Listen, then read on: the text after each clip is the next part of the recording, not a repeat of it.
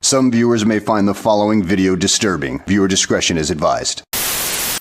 We interrupt this program to bring you a special report.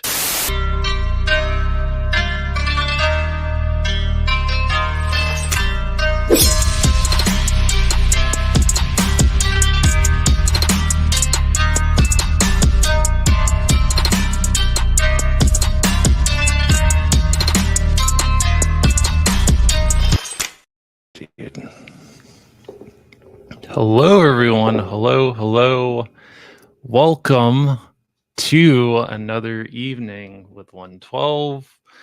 See, we already have some people in here. My God, there's 10 people. Oof, my heart is beating. Sorry, the anxiety is hitting. I usually don't get this many people, so I apologize if I sound all over the place. But I will go through everyone real quick, and then I will put on my music, and then I will get my guest. Holy shit! Sorry, it's a lot of pressure here.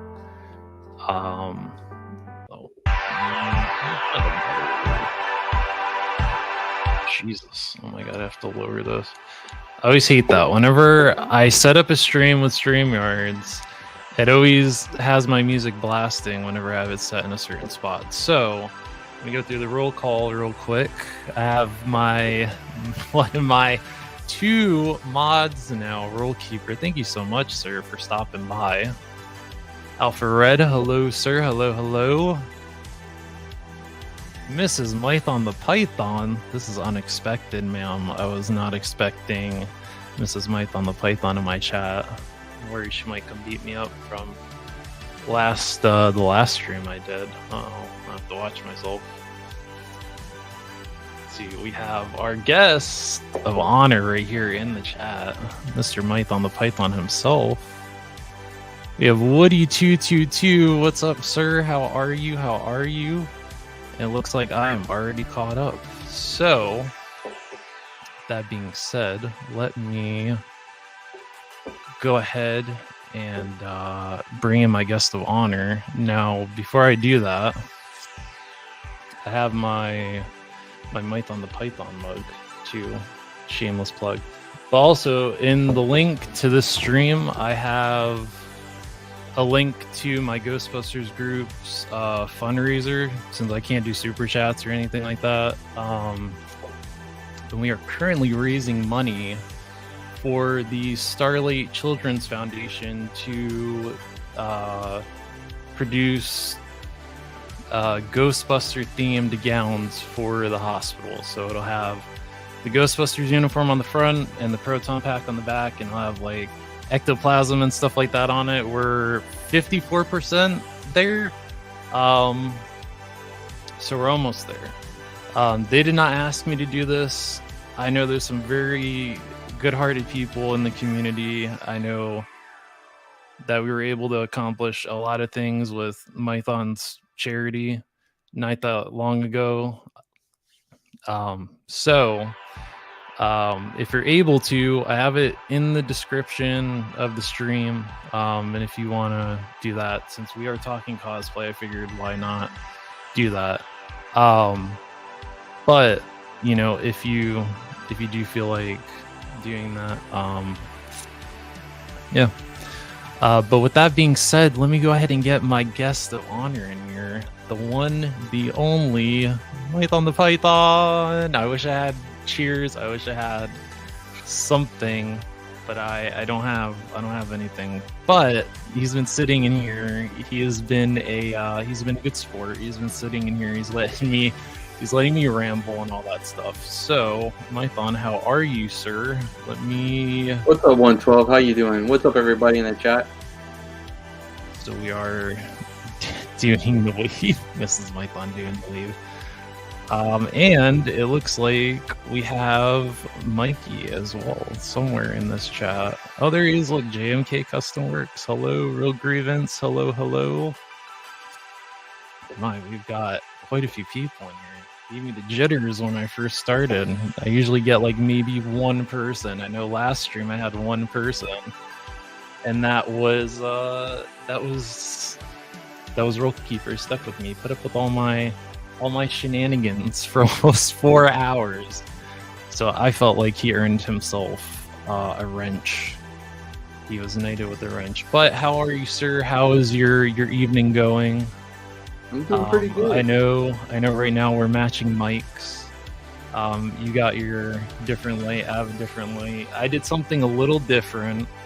You can't really see it because I accidentally left that on there, but I did something a little different. So you have your Mython the Python logo. I don't have a cool logo yet. But I did get this little Ghostface sticker, so I have that there. And I bedazzled it a little bit. I'm sure you'll come up with a logo soon. I will. But we are also I'm gonna open this in a little bit on stream. My good old Hasbro Pulse exclusive Twilight Guard and the Steel Core Commander. And we'll see what kind of shenanigans Hasbro got up to with that. And you also, sir, have something fancy to open as well. Yeah, so I got the Battle Armor He-Man from the Masterverse Revolution line. And it's kind of like a throwback to one of the figures I remember pretty vividly as a kid that my grandmother gave to me. Nice. But a more modernized version of it. So, okay, I have a couple of questions. I didn't write them down. But I will be I guess I'll just be shooting from the hip as always. So I want to talk cosplay first, because that was the one thing that I noticed immediately from you, like before we even started talking, was that you also cosplay. So you're a collector and you cosplay at the same time. How long have you been cosplaying for? Because I've just recently got into it and I'm still going through the whole process of making things and all that stuff. So how long have you been doing it, sir? Well, cosplay, as far as doing a really, really nice costume, started in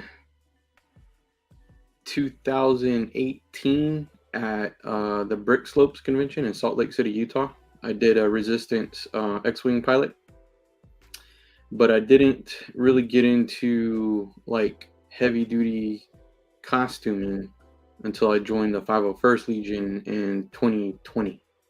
So I've been doing it for like legit for about 4 years now. Yeah, I started. I'm still, like I said, I'm still relatively new, so I've been doing it since last year, I think, was when I did my first. And that was for a horror convention. And I did a Yandere ghost face, which is my own interpretation of taking something that's iconic as Ghostface and putting a unique twist on it that I've never seen anyone else do. And then I guess you could call it a heavy duty cosplay would be my Ghostbuster stuff, because that was a whole new weighing of challenges in terms of having to learn having to find all the stuff like the flight suit, and trying to find it in your size and trying to find it in the right color, finding the patches, finding people to make your name tag, finding the elbow pads, finding the belt, and then the proton pack was easy, but going in there and modding it and adding unique things to it to make it stand out has been a challenge. I mean, I had to go and relearn how to do wiring and all that stuff, and I haven't done any of that since high school. I took an automotive class freshman year in high school, and I learned a little bit of wiring, but that's about it. Yeah, it's always quite a task to find really nice costuming pieces when you want to make something that looks very authentic, and that's always a a challenge for anyone that joins one of the LFL costume clubs, meaning Lucasfilm Limited. Means that they license the 501st Legion, Rebel Legion, and the Mandalorian Mercenaries. So you have to have the authentic, screen accurate, everything in order to be a part of the club. And there's a lot of reasons for that. Probably being the main reason is that you are representing their brand. So you're talking about, representing Disney and Lucasfilm. So you have to go for the authenticity. There's parts of the costume that are metal, leather,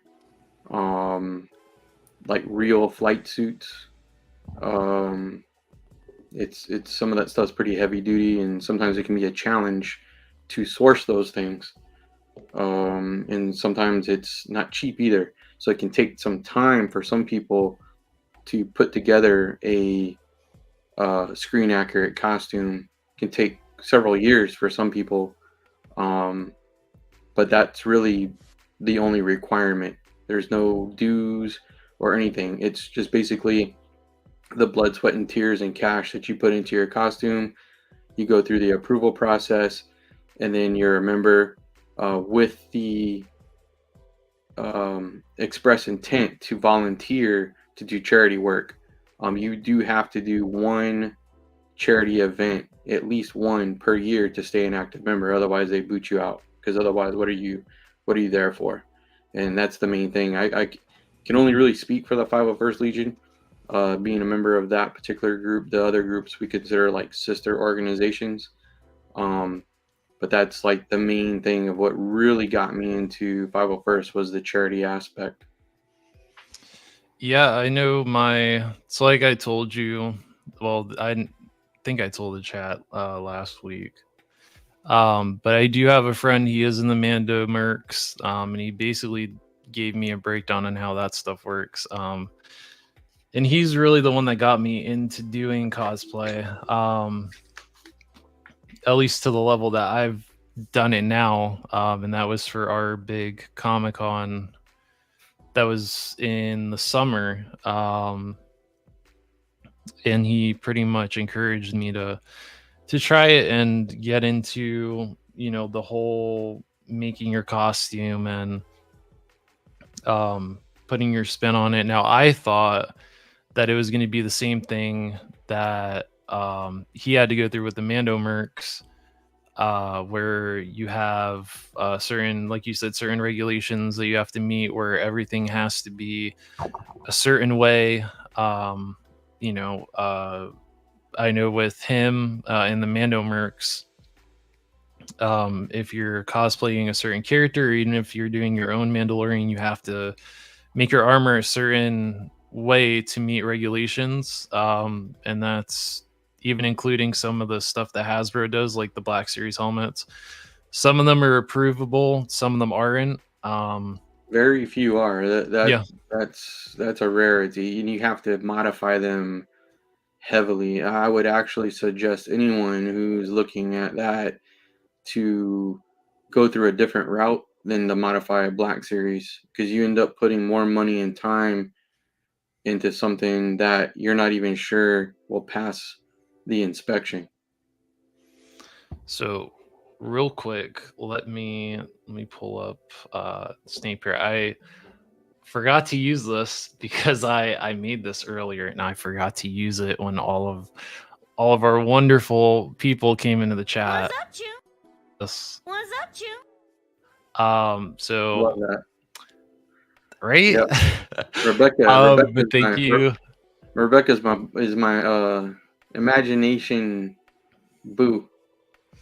I loved her in Edge Runners, man. I felt And so my bad. Wife, my wifey I knows felt it too, I felt so crushed at the end of it because oh, that I was killed like, me.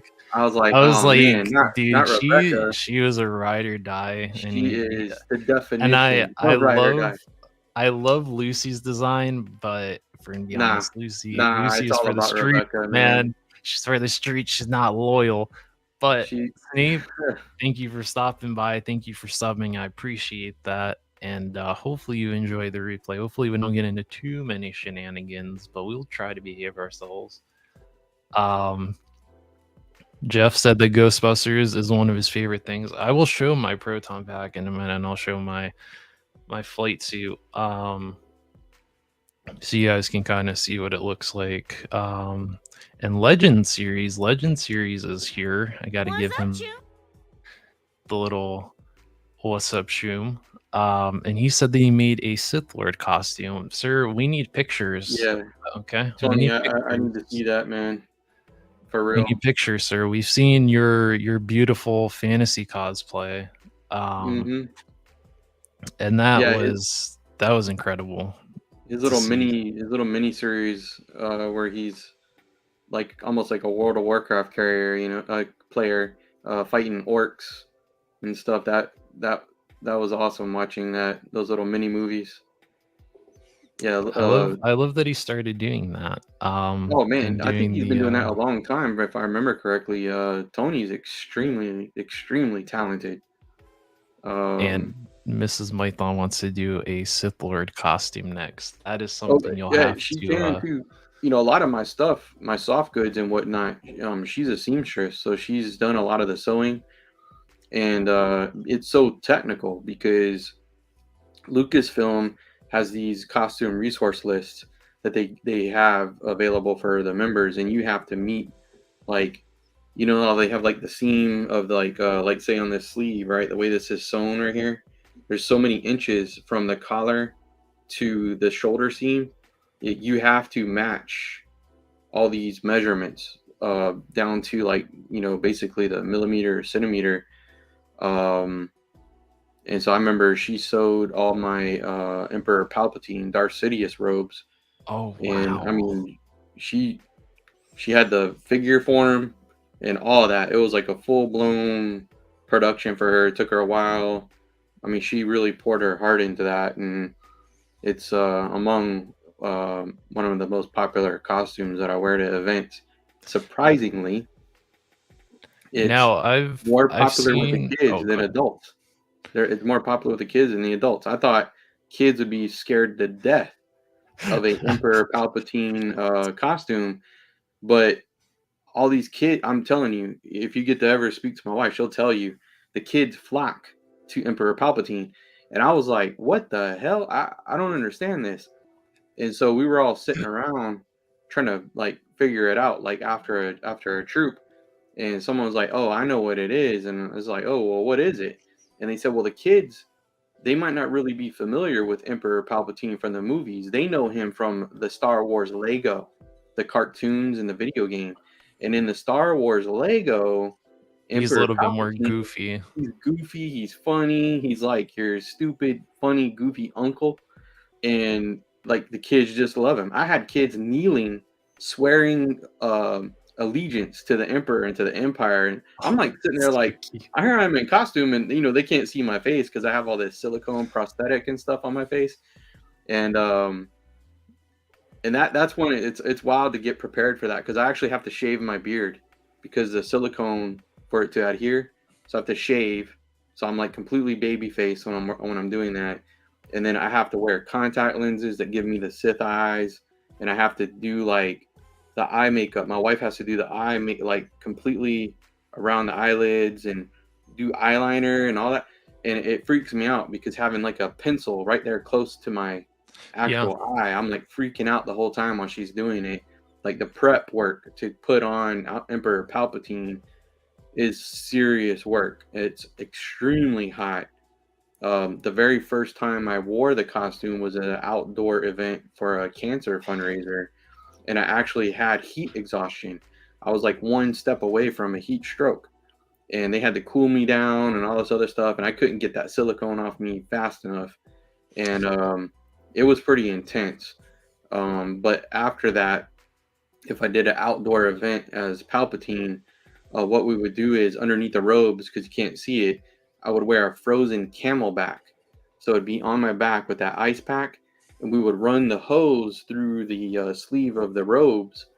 And anytime I needed a sip of ice water, because it would just melt, and I could sip through the hose like this, and it was hidden, and it would help keep me cool and regulate my body temperature. And that's another thing people don't realize is how hot these costumes are. I mean, some of them are just they will make you. Yeah, They will and make you sweat. And so I've you gotta prep. seen. You gotta prep for a couple of days. You gotta take potassium tablets, drink lots of water. You need to do that a few days before you do the event. You need to drink water through the event, and then after the event, you're gonna do a lot of like electrolytes. Get your salts. Drink Gatorade or Powerade. Lots of water, because if you do not, you will have some serious cramps. I mean, like Charlie horses, like you wouldn't believe. Just because you've lost all those electrolytes. Yeah, I've seen some very impressive cosplays. My man Hot Cheeto Fingers, what is up, sir? He's actually starting an Etsy pretty soon where he's gonna start selling 3D printed models. He's gonna start doing Pokemon in different styles. He's doing like a Jack Skellington, Charizard. I have a couple of things that he sent me that I actually have to paint and do a video on, but he is starting to do all that. So go on his Instagram since he's not doing much YouTube, even though I tell him that he should start doing YouTube again. But he should be starting up his Etsy soon, so you can start if you want like cool little things for your dioramas or your photo shoots, your background, stuff like that. He will provide all that. And the real grievance says jujitsu, that like button. I don't know anything about jujitsu, but I'm gonna trust Grievance on that and smash the like button. And Mrs. Mython says the kids love the Emperor. Yes, they do. No cap, by the way. Yeah, the kids it tripped me out. The kids love Emperor Palpatine. And Mrs. Mython also says the first time he wore that costume, he about had a heat stroke. Yep, I had heat exhaustion. Yep, it was pretty bad. That's kind of scared me. But it's like, go for Papa Palpatine. I love that. I love the robot chicken Star Wars. Stormtrooper. I tell everyone watch Stormtrooper. the robot chicken Star Wars is so funny. And Mrs. Mython said my Jawa costume is fun, but Lord, it's hot.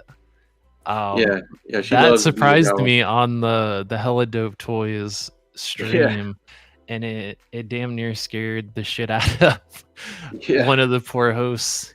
Because I went back and I rewatched it, and he I guess because he was so close to the camera looking at something that he didn't realize it. And a little here comes Mrs. Mython dressed as a Jawa and just little hooded creature with glowing yellow eyes. Yeah, pops up on screen. Probably freak you out.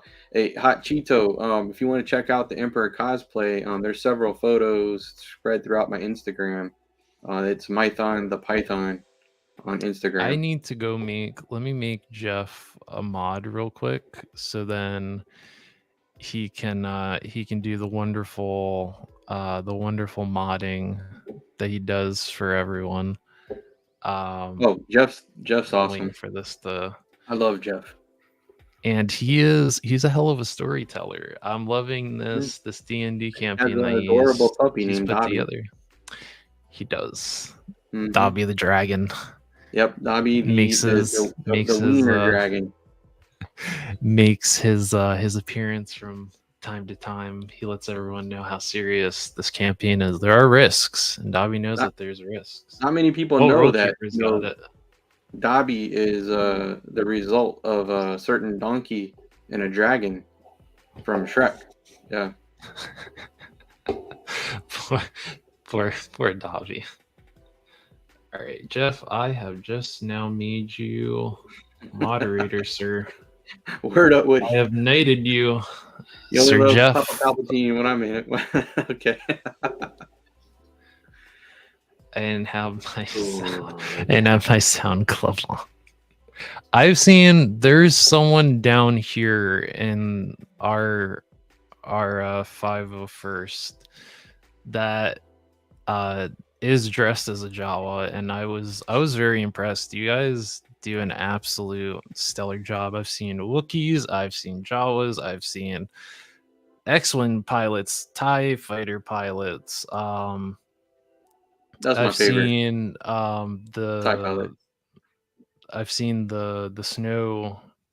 The snow troopers too, and I looked at them and I was like, how are you not dying in that? And it's like 100 and something degrees during the weekend of our Comic-Con.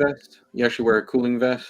You got to stay cool with those things. I even thought about like knocking a hole in my proton pack and putting like one of those little battery fans back there, because it does get hot in that flight suit, and I mean you can zip it down, but you're still really hot. And even in my ghost face costume, it gets really hot too. And Zakanin has made one of my first streams. Sir, we missed you last week. We were waiting for you to rumble out of the wasteland, and Rule Keeper threatened to wake you up, sir.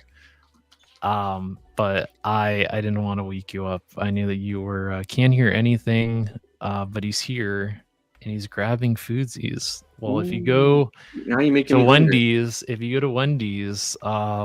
sure that you get some of those frosty blind bags that Mython has now put us on. We're hooked on the blind bag, sir. Look what you've done. You have us rating our Wendy's now for those little frosties. You can blame Zach, but I gotta go make a Wendy's run. Oh, I don't have the Sasquatch clip. I'm just kidding. I'm not doing that. I've been Mython has I can't go back to Wendy's because of Tony playing the. I don't have the Sasquatch clip, but Mython says that he has the Sasquatch clip, so look out for his streams because he says he has it. I got a meat-wide Sasquatch clip. He has an even better one. But if you want the full experience, because I didn't even look for the stream because I didn't want YouTube to start throwing some weird things in my For You. And Hachito said that he just followed you. He said that your Awesome. Thank cosplay you. is awesome. I And my appreciate that, man, Hachi, Mr. bro. V is here. Mr. V is a very long time friend. He helped me get a couple of wrestling figures when I couldn't find them in the area. But he's really cool. He was one of the like first people whenever I first started my channel. And then yeah, we know you, Tony. We know what you do with those Sasquatch clips. And Cheetos says those Frosties are sick. My Wendy's lets me buy them without the kids meal for $1. I wish they would let me do that, but now I need to go back and harass them for those. Yeah. So not all Wendy's will do it. I was out and about. Was it yesterday? Me and my wife were just running around, stocking up on some mystery blind bag box capsule toys and stuff for my future streaming purposes. And we stopped by to get some more of the Wendy toys. One Wendy's sold them to me for $1 a piece. Then we went into another Wendy's, and they wouldn't even consider selling it separate from the kids' meal. So I guess it depends on your Wendy's. So if you have a Wendy's that'll let you buy the little Frosty toys that are based off the Universal monsters, um, I guess it depends on your Wendy's. Some will sell them for $1, and other ones will not sell them at all. You have to buy the kids' meals. Okay, so I don't have the entire costume because I did have to wash it after the convention because, like I said, it Oh, was really definitely. hot. Yeah, you want to wash it. Otherwise, you're gonna think like a camel. But so this is the mask I made for my first cosplay. Like I said, it was a Yandere Ghostface. I did some updates this year. But the mask itself I bought off of Etsy. It's 3D printed.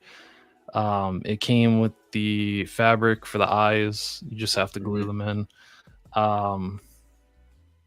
So I did all the steps. I primed it with automotive primer, sanded it. Then I did hold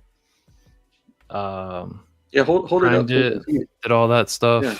There you go. Okay. That's dope, man. And so this year I added a couple of new things. So my inspiration. Well, at first I called it the kawaii Ghostface because it's all pink. I mean, my gloves are pink.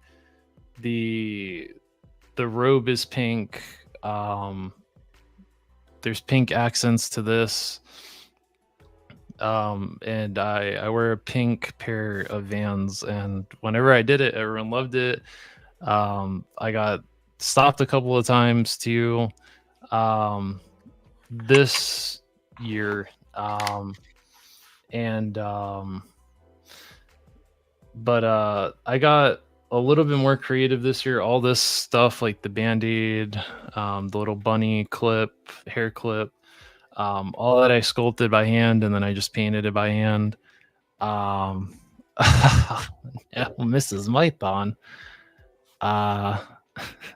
Yeah, one true. can only eat so many nuggies and fries. Love nuggies, but you can't eat them all the time. I'm so sorry, Mrs. Mython, that you were put through the torture of that for the Frosties. And Tony is over here talking about the Sasquatch clip. I blew my load. So when you said the kawaii mask, it kind of gives me the vibes of some of those Hanya masks from Japan. Are you familiar with the Hanya mask? I'm pretty sure I've seen it, but I probably So the mask is used in kabuki theater, and they use them in other things too. But it's to represent a jealous female demon. Oh, I will have to look this. That kind of gives off that vibe that you got there, because sometimes they are painted in those shades of colors and stuff, or they might have the cherry blossom on them or something like that, because they're basically the scorned, jealous female demon, and that mask is called the Hanya mask.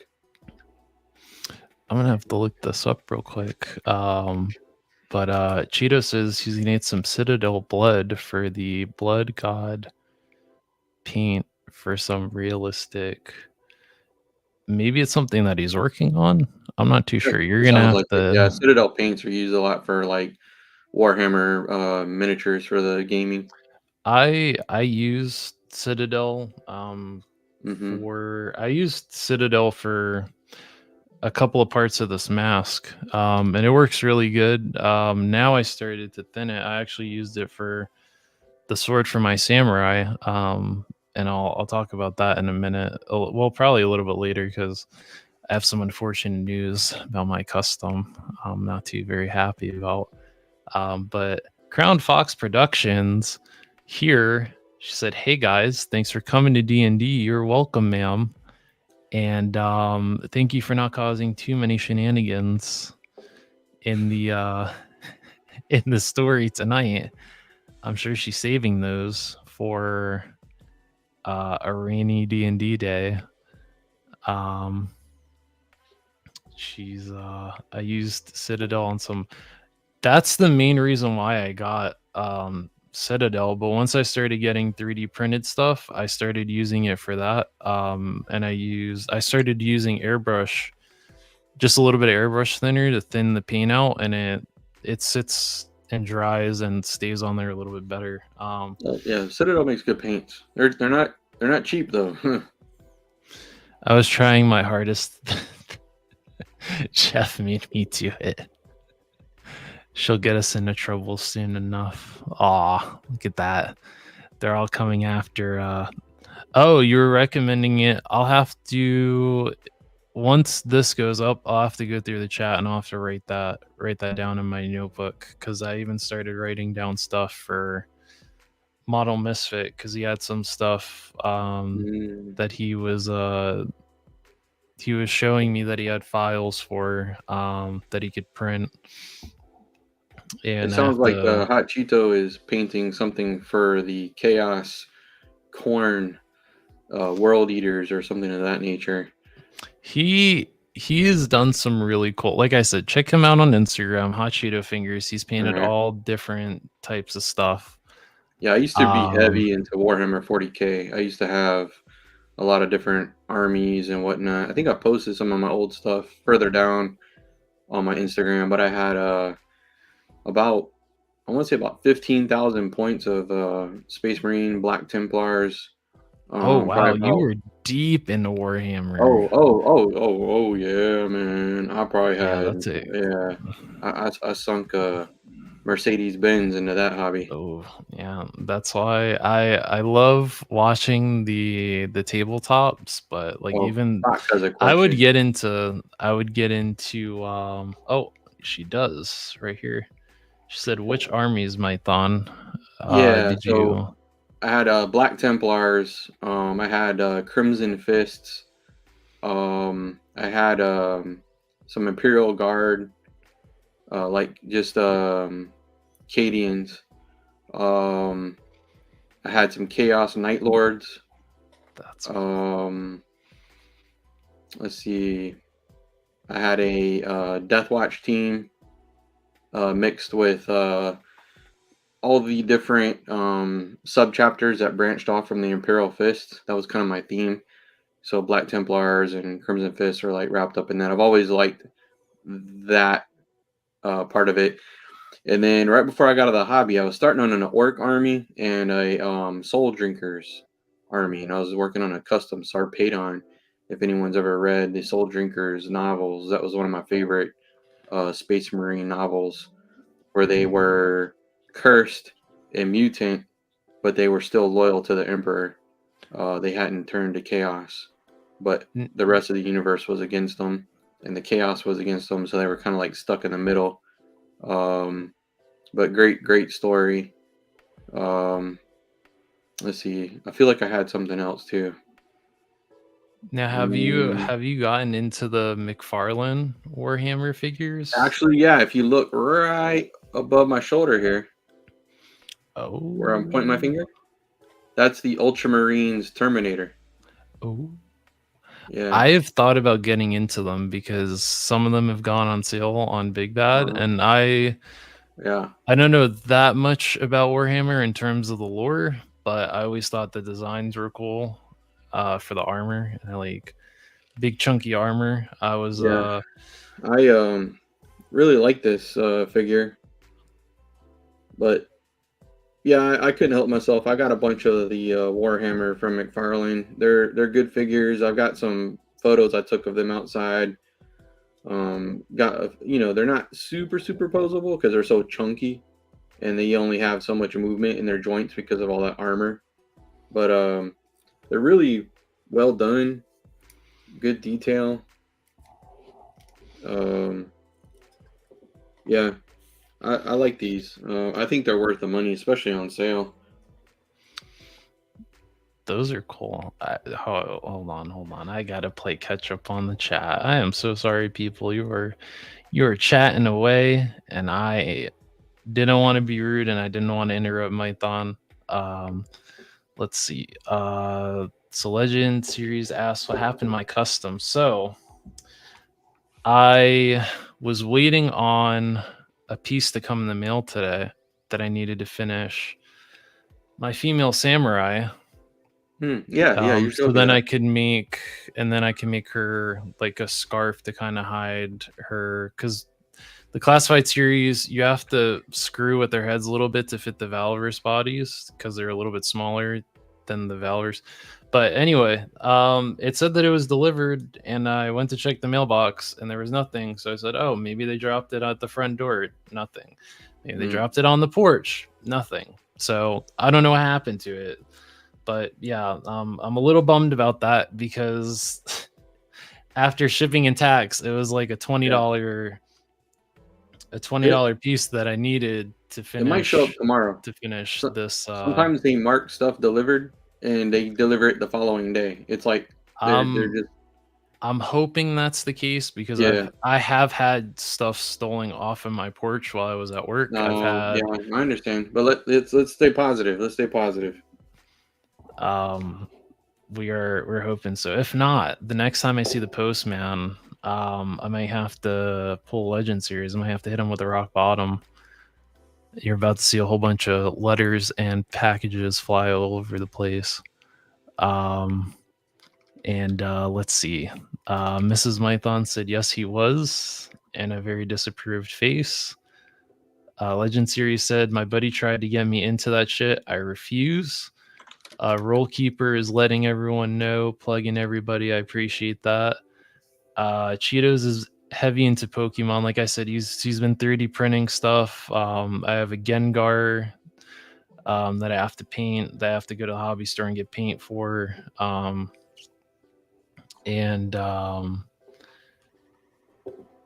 Roll Keeper said I created a Carcharodon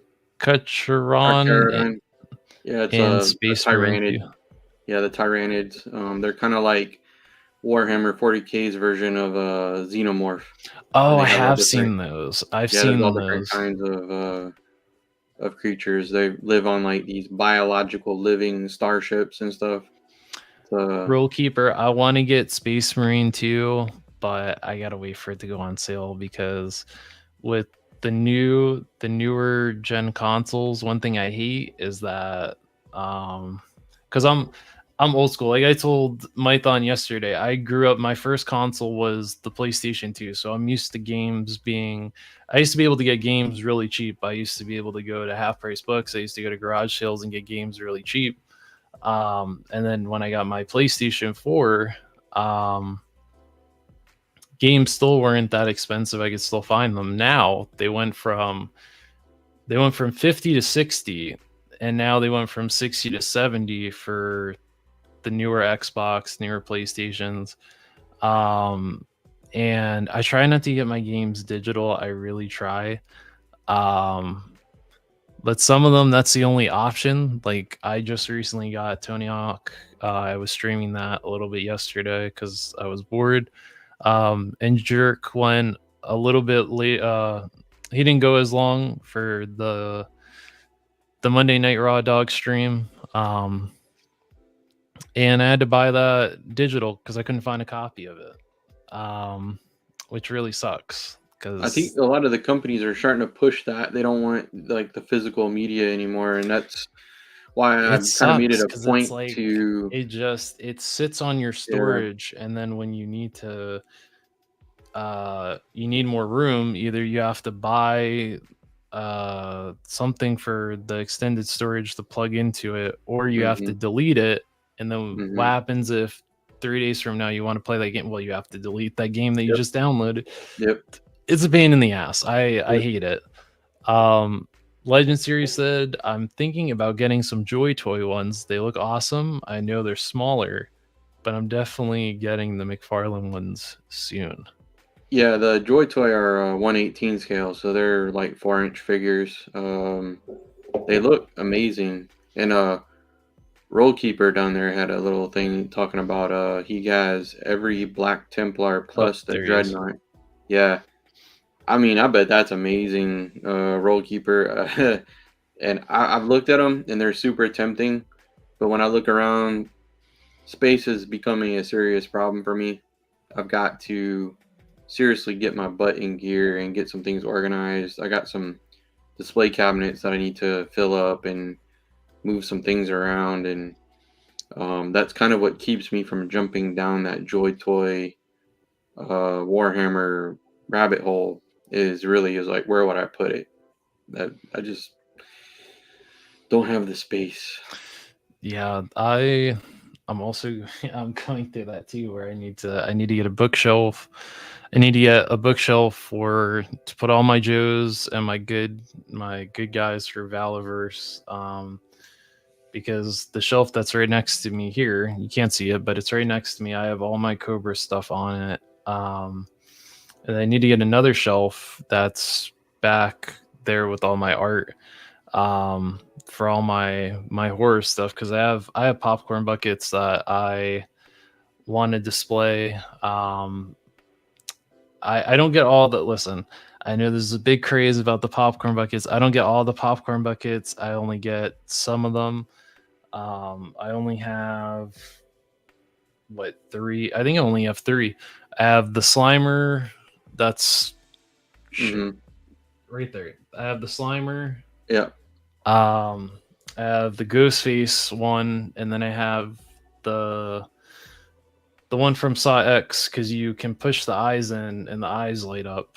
Um, and that's it. And I managed to find. Well, no, the Ghostface one was a birthday gift last year, and then the Saw one I got lucky that they had it, but it's such a pain in the ass. I missed out on the Alien Romulus one, that's the only one where it I've was got is the Alien Romulus one. I got the I one. It's wanted the one. It's like the the cryo tube. cryopod, Yep, and it has yep. the yeah. I wanted Hmm. it, but I Yeah, almost had the one from AMC because I did the fan, whatever the fan event was, to see it right. a day early. And as soon as it was my turn to go up to the thing, they told me they had just sold their last I'm popcorn not bucket. really a big fan of the collectible popcorn And buckets, but I was yeah, so mad because I'm a huge Alien fan. that that's the only reason I got it is I And love that Alien. Yep. I I wanted it. But some of them, like, I'm not huge where I need all of them, because I know there's people on YouTube that have like all the popcorn buckets, and I'm like, I don't need all the popcorn Nah, buckets. I like nah. them because they're a decent size, and if the cast happens to be at a convention, I have something already here that I could get signed. I can put it in a little display case or a little Hmm. case, and then that's something cool to get signed. Yeah, yeah. They That's were the talking thing about with the. the Funko Pops too. Like, I'm not a huge Funko Pop person, but if you look behind me, almost all these Hmm. are I've gotten signed within the past 2 years. The one that's right here is the one that I have signed by John Carpenter, which is very cool. I never would have thought I would have had that experience to do that. But it Yeah, was your autograph collection. I don't know. Did you put that on Instagram or was that I something you sent do. me? I have it on my. So I have two. I have one Okay. that's strictly for all my horror stuff. So if you want to see me in That's I think that's where I saw it. Yeah. my Ghostbusters full Ghostbusters uniform with the pack, and you want to see the full ghost face, it's Horror Haven 96 on Instagram. I'm sure Rollkeeper will find it because I think he follows me. But that's where all of that is. I haven't even talked about the. I hope Jeff is still in here. I hope I didn't ramble too much and he left because I wanted to show him my pack. Look at that. I fell behind a little Yeah, bit. they were talking about the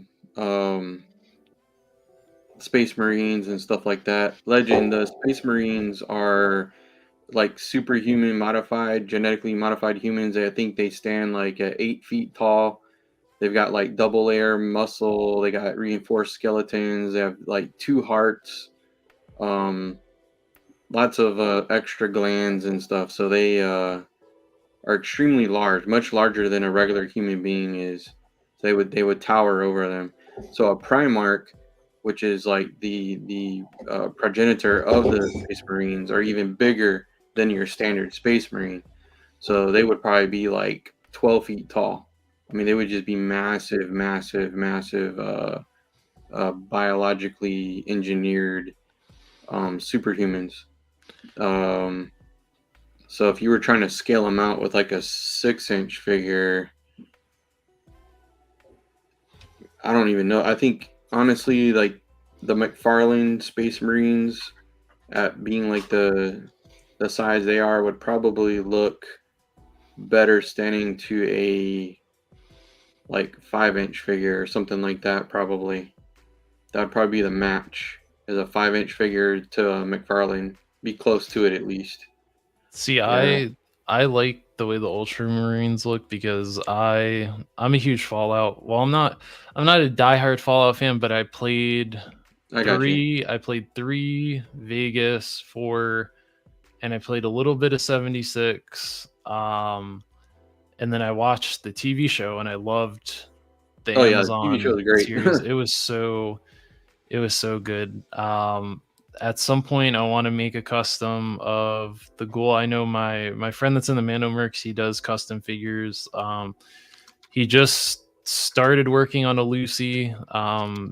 Eventually, he's going to get that Jonah Hex that McFarlane did, so he could use that as the base. But since Jeff is here, I might as well talk about it. So I did promise this last week. It is pretty big. I seriously hope this will actually fit in I might have to move this a little bit over. So Is this the Proton pack? It is. This is Okay. Alice. I named There we it go. Alice. Yeah, it's a pretty big ass pack. So this is Alice. This is my Proton pack. It is the full size Spirit pack. I did pay the full price. It was pretty hefty. I think it was like $300 after tax and shipping. I did do a couple of modifications to it. I put my own little spin on it. Some of the a majority of the weathering that you're going to see on this, I did by hand. And I added a couple of decals. The little mini puffs, those are the little blind box mini puffs.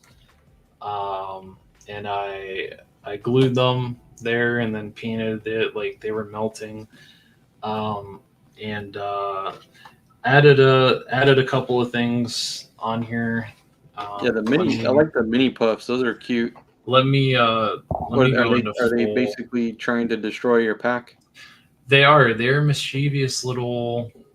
Let me go into full screen real quick so that I could show this. Okay, so you can kind of see it here. I know it's not going to be the best quality because this camera on the laptop sucks, but all this weathering I did, like I said, the little Stay Puffs, the mini puffs are on there. I replaced the clamp right there. That's an actual metal clamp. I replaced all of the lenses that are in here. So whenever you start it up, um, all of those are replaced. They're a lot brighter than what was Yeah, on that's the dope. original. That is dope. And I don't have the padding on the back. Like I said, whenever you go in to start modding these, you have to rip that padding off.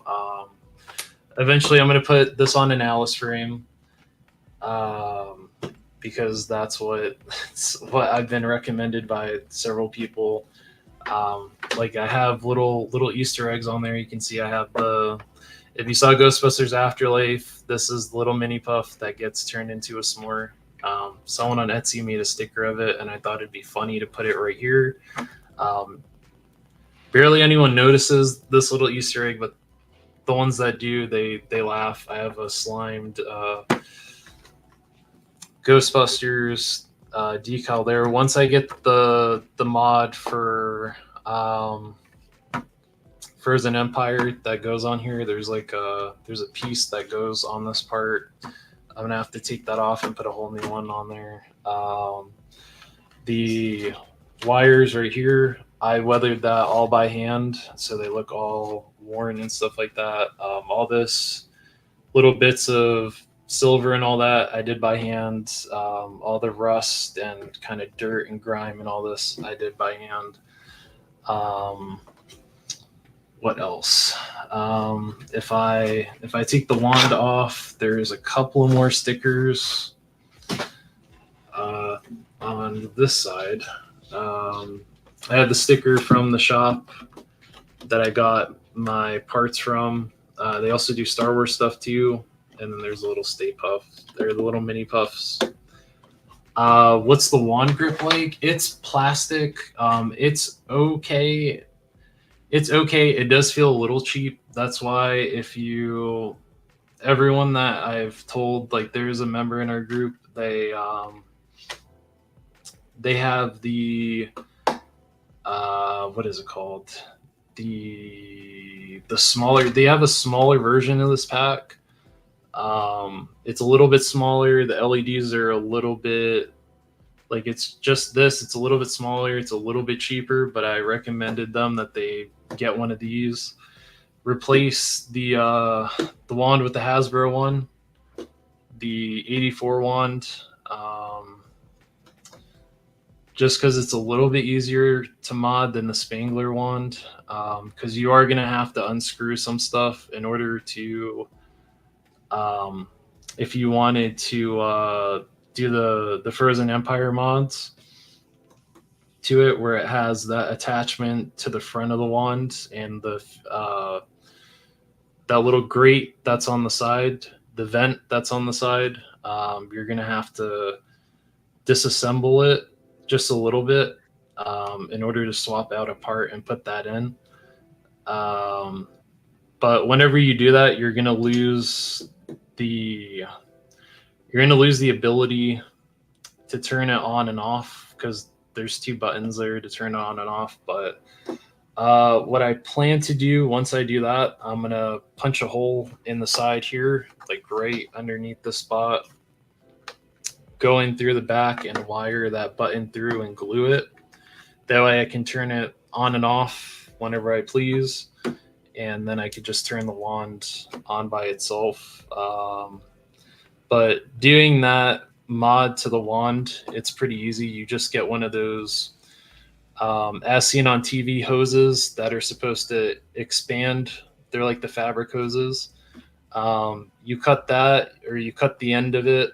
You pretty much make it just a couple of feet. It doesn't have to be too long, or else it'll droop on this side. You run that end through the hole and then just hot glue it to the clamp on the wand, and it's a pretty easy fit. But I mean, there's people in my group that have the HasLab one, that's the really expensive one, and it's nice. I almost got that one. But at the time that it came out, I never would have thought that I would be doing this. So I was like, why do I need that HasLab pack? I'm never going to use it. And that one's a little bit more of a pain in the ass to mod than this one. That's why I always recommend this one. And now it's a little bit easier because you don't have to pay for shipping. You can pretty much just go to any Spirit Halloween. They have this. And you always get those 20% off coupons. So you can put that towards this. And it's fun. It doesn't weigh that much. It doesn't hurt my back whenever I wear it. Even though it doesn't have padding, I wore it all 3 days of the convention.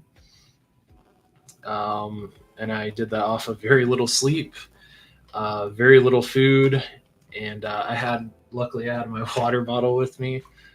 Yeah, it's fun. I mean, it's really fun to get to wear this. Like I told Mython, it's really fun to get to wear this and just to get to see kids' reactions to the little mini puffs. They love seeing the little mini puffs. Even full-size adults, their parents love seeing the little mini puffs. They think it's cute. I've been stopped and asked if they could take pictures of my pack. I'm like, sure, why not? I don't mind. Yeah, it's really fun. I actually have this. I did this, and I did my uniform in 3 months. I was on a time crunch, and I really did this because I didn't want it to look awful. Whenever I got my picture with McKenna Grace, which I have not put up yet on my wall of few photo ops. Yeah, I wanted to make sure Jeff was here because I know he loves Ghostbusters and I love Ghostbusters. I've loved it since I was a kid. I cried during Afterlife, the end of Afterlife. I cried. I loved it. I went and I saw Frozen Empire in the theater. I know a lot of people hated Frozen Empire for certain things. I liked it. I felt like a kid again. And then one last thing about the pack. So the clamp. If you decide to get the HasLab Proton, the wand for the Proton pack, you're going to have to replace this clamp. But people on Etsy do sell the clamp. So, and pretty much the parts to upgrade this. But yeah, that is Alice. I don't know if I'll wear this to DFW. It depends on the heat. But if Mython goes in full costume, then damn it, I will go in full costume. And yeah. So if you go to DFW next year and you see a weird, tall, lanky individual with a proton pack, that's me. Feel free to stop me. I mean, my social battery is, when it comes to conventions, we're slowly getting there. DFW wasn't as big as the Comic-Con that I went to. It was a lot bigger. There was a lot more people. It was a lot harder to breathe in certain areas because of that. Yeah, it depends on the weather, though. If the weather is not that bad, then I will suit up, and you will see a TIE fighter pilot, and maybe a Jawa, and maybe a Ghostbuster. So that proton pack looks amazing, man, and I really like the little mini puff, especially the one in the middle where he's trying to rip the cable.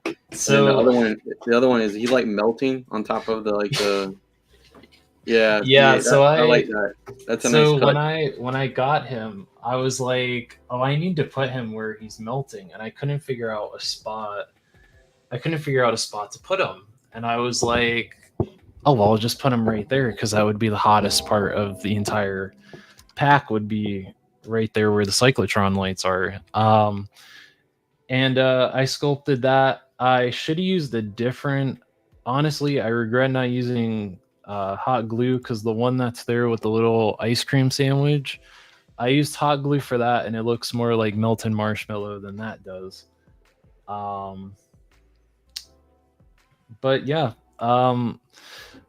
Like I told Mython, last year was a really rough year for me mentally, and this proton pack was just a really nice way to take all that negative experience and put it into something positive. It was really fun to get to do all this, throw on my music, and do all that. And then Yeah. the day that my coworkers picked me up, because we all went in the same vehicle and we stayed at an Airbnb, which was a little bit scary because it was in Dallas, and there's a lot of, in that certain area of Dallas, there's a lot of homeless people. So it was a bit scary, even though the convention center was like a 3-minute walk. Oh, okay. The since it was like a 3-minute walk, it was a little bit scary because you'd go to walk to the Airbnb and it was making sure that like all your stuff was on you and you were trying not to get jumped by homeless people. And I have also fallen behind on the chat again. Someone needs to yell at me for this. Yeah, a lot of Ghostbuster stuff. Well, you're on a roll. I didn't want to interrupt you. You're explaining a lot of different things about Mrs. your Mython Todd and his stuff. weird scales. Mrs. Mython is not a fan of McFarlane. And I'm pretty sure Mrs. Mython, if she ever saw Todd, she'd probably yell at him. You'd probably see a Jawa yelling at Todd McFarlane, and I would love to witness that. A Jawa yelling in gibberish at McFarlane. Oh, that was, you have the. I was responding to Legend. He asked me if I had gotten the new line of the Masterverse figures, like the Serpent Tila and like the Ultimate Duncan, and Masterverse, there's a few other ones. Yeah, I have them all. They were all pre-ordered, so they went to my pile of loot. So they're just sitting there. I think I got like 90 or less than that now, but probably like 80 90 items. I have 8. No. I mean days. How many days? You got like as soon as it hits good lord, yeah. Mythons. No. He's just 90 items. He's just taking like 20 items. He's taking I'm not like Woody 20 items a day. I'm not Woody 222. I don't have 90 items. I wouldn't even know where to put that. I don't have that awesome amazing basement that Woody 222 has. Woody's just getting emails every week from Big Bad I told Toy you Store, one day I'm gonna your sneak stuff over in your there, pile of loot is and I'm gonna get a sleeping to... bag. I'm gonna get a sleeping bag, and I'm gonna sneak in his house. I'm gonna sleep in his basement because he has the most amazing action figure adventure basement I've ever seen in my life. That is Woody 222. He is standing on business. Woody's just getting Big Bad Toy Store emails every week. Hey, your 20 of your items in your pile of loot are about to... Woody's the man. Woody about is to get refunded, and he's gonna have to go through and refresh everything and set it back to 90 days. Thank you, Jeff. I appreciate that on the weathering. How much does it weigh? It doesn't weigh that much. I've heard the HasLab weighs maybe like 10 pounds, I think, because it's a mix of 3D printed parts. Some of the parts are metal, and then there's also the electronics that are in there too. But I'm not entirely too sure on the weight because I know there's only, I think, maybe 1 or 2 people in our group that have the HasLab pack. I know one of our members, she actually hand built her pack from scratch. So she did the Franken Geek. There's someone in the community called Franken Geek, and he sells a kit, and it's like a couple $100, but he sells the kit to build your own proton pack, and you're able to actually add you're able to, if you know the wiring, you know your soldering and stuff, you can solder like a little add-on to it. So whenever you're using the wand, I think if you press the button once, it does the Ghostbusters wand fire sound. I think if you press it twice, it does the video game sound. If you hold it, it overheats, and if you do the mod, if you do the Franken Geek pack, or you buy the mod to do it for your pack, it'll overheat and it'll make the alarm sound, and steam, like smoke, will come out of it, and it'll open up and release the smoke, and then it'll close. And it has lights and stuff like that. That's from the video game, which is really fun. If you have never played the Ghostbusters video game, I recommend it. It is a really fun game. Basically catches, it's pretty much after Ghostbusters 2. It's like the sequel that we never, or the third movie that we never got, because if you know the history of that third Ghostbusters movie, it went through development hell for years and years and years. And Harold Ramis and Bill Murray were not on the best of terms during that time. And unfortunately, they had settled their differences by the time Harold Ramis was on his deathbed, and they were able to settle whatever those issues were before he passed. And we ended up getting Afterlife, which was a nice tribute, I felt, to Harold Ramis. Now, with that If proton pack, you, oh, go ahead. You said the HasLab one is 10 pounds. How much does yours weigh? Maybe a couple of pounds. It's Yeah, not. so It doesn't really. that's Maybe important, like you know, 5. because wearing 10 pounds strapped to your back might not seem like It's much at first, but after yeah, you do a whole convention, when you're done by the end of the day, like it takes its toll on you. That 10 pounds really wears you down. Yeah. because so the person that is in charge of our group, I felt really bad for him, because on Saturday, he pretty much went through the same situation that I went through, where he didn't get a lot of sleep, and he ended up almost passing out. He had gotten sick, and his pack weighs more than my pack, but that is why, if you end up doing stuff like this, or you end up doing like fantasy, like I've seen some people that have really big pieces of cosplay armor, both male and female, that go all out with it.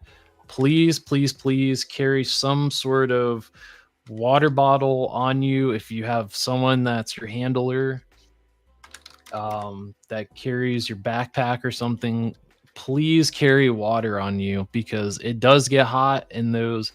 Even if they say that they have AC, it gets really hot in those conventions.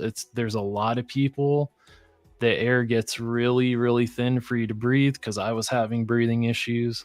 Water is super, super important. Even if you get Crystal Light and you don't like the taste of water, put a little Crystal Light in there, shake it up. Water, please keep yourselves hydrated. And I'd like to add, because I have seen people pass out at conventions because of dehydration. the best flavor of Crystal Light is definitely fruit punch. And Mython approves of fruit punch Crystal Light. Yes, I do. I would I'm going to take Mython's word, because he is a Crystal Light connoisseur. I am. The next best flavor is probably the peach tea. Oh, that one's really tasty too. But fruit punch Crystal Light, that's the way to go. I drink that almost daily. No, seriously. I have it on like auto renew on Amazon. They ship me a case like every month. That month comes up, they're like, "Oh man, this guy Yeah, again, I'm down to his, like 2 his packs. crystal, I'm like down to this 2 packs. guy I'm and like, his Crystal Light I need addiction." my Crystal Light. He's over there, he's patting us. Please Yeah, give the man. Crystal Light, please. 'Cause I don't drink soda. I don't drink carbonated anything. No, Either water, tea. I try to drink it on occasion. I drink mostly water now, and then if I need just a little bit of flavor, I get the Crystal Light and I put it in my water at work, because it hits triple digits down here, and it does get really hot even if you wear shorts and a t-shirt, and you wear like really cool clothing. It still does really get hot, and it does creep up on you. I'm sorry, Jeff, I had this up here and I didn't get to your comment. Paint the handle brown and sand it and put a finish on it, ? You can. It'll still feel plasticky. And if you get the Hasbro one, I think it has a grip on it. And if you wanted to make a grip, you could just get like medical tape, like gauze tape. You could just wrap it around there, and it would still work. Thank you, Tony, for the kind words. I appreciate that. I'm gonna get an Alice frame for it eventually. I just want to make sure I do all the mods that I want to do to it first before I put that on. Because once I put that on, it's gonna be hard to take everything off because I'm gonna have to unscrew everything and then get in there and do all that. So I'm gonna work on getting all the mods done first for it, and then I'll look into an Alice frame because it's not too expensive. My buddy has 2 of the Hasbro ones. I always wanted to cosplay. It is really fun. It is really fun to do a Ghostbusters cosplay. For Ghostbusters Day, someone had taken a huge group photo of us, but that photographer wanted to charge us like some ridiculous fee for that, even though he said he would take it for free. So none of us have that picture, unfortunately. But it was really cool to get to hang around it. Like I said, if you go to my other Instagram, I have a picture in front of, it's called the Ecto Texas. They're still working on restoring it. But I actually have the patch right here that I bought. I believe if you donated money, or no, I think it was like $10 for the patch, but it is a really cool patch. It's so cool, in fact, that I don't even want to put it on my uniform because it's so cool. But I know in New York and New Jersey, they have the Ecto One New Jersey that is like 98% accurate to the Ecto One. I think this year they're changing up a couple of things. And every year, for Ghostbusters Day, they do everything at Hook and Ladder 8. The fire department does a huge thing to raise money to help towards the firehouse, and they also do auction off certain memorabilia from Ghostbusters, and that's to support. There was a captain that was in charge of Hook and Ladder 8. He unfortunately passed away in the World Trade Center in 9/11, and they have a big plaque whenever you get the opportunity to walk by in there. They have a huge plaque with him, and they do a charity auction every year for Ghostbusters Day to raise money towards that for his family. That's cool. And it is really cool because a lot of Ghostbusters people from all over the world come for Ghostbusters Day, and it gets bigger and bigger and bigger every year. All the different groups in that area, New York, New Jersey, Rhode Island, they all bring their version of the Ecto. And it's really cool. Whenever you go into Hook and Ladder 8, they have the Lego replica of the firehouse, and they have all the different Ghostbuster group patches that I've visited. We had a member that actually got to visit Hook and Ladder 8, and I told her I was super jealous because I've always wanted to visit Hook and Ladder 8 because they sell t-shirts and hoodies and beanies, and it has the Hook and Ladder 8 logo, but it has the No Ghost logo inside of their logo, and I was like, that is so cool. Hey, while you're getting caught up on the chat, I'm gonna go ahead and start opening this He-Man. Ooh, Mython is cracking open Is it showing my other camera? It is. Let me go ahead and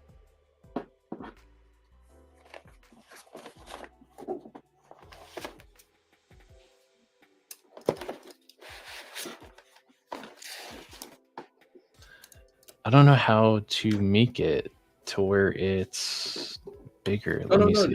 Just oh, there we go. There we go. I got you. There we go. He is up on the big screen.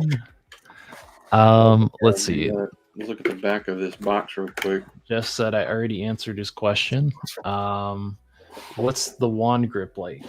It feels like cheap plastic. They spent more on the pack itself than the wand. The wand is a little cheap. Like I said, you could swap it out. Look at him. Look at him. He could have been a hand model. Mython could have been a hand model. What did you do to the wand's handle, if anything? I didn't do anything to the wand. Pretty much how it came is how it came. I haven't done anything to that. I mainly just did the pack. On the right side too, I also got a pack of Ghostbuster. Woody's got to call it a night. He's saying good night. Good night, Oh, Woody. Woody, where are you, bud? I'm so sorry. I missed. Gotta go night now. Weed is second. Okay, good night, Woody. Enjoy your nice cruise, your calm cruise.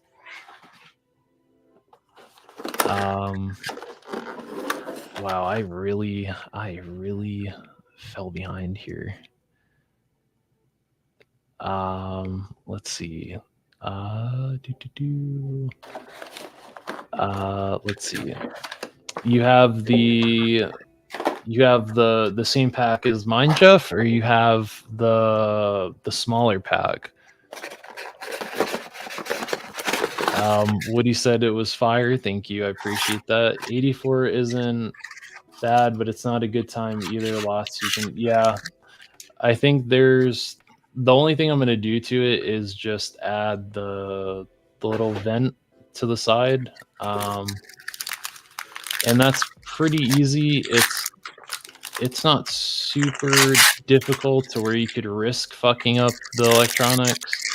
But I was really careful with putting in the LEDs too, and making sure that I didn't stress any of the wiring. What he said, quality work. Thank you. Make it a switch, not a button in the film. The 84 one, that is possible. They do sell the switch on Etsy, so you can do it, and then you could put electrical tape over it if you aren't comfortable soldering it, or if you want to solder it, you can. You would just have to either Dremel or drill a big enough hole to where the switch will fit. Thank you, Tony. Appreciate that. He said his buddy might be selling that pack. Interesting. Jeff said it's his jam.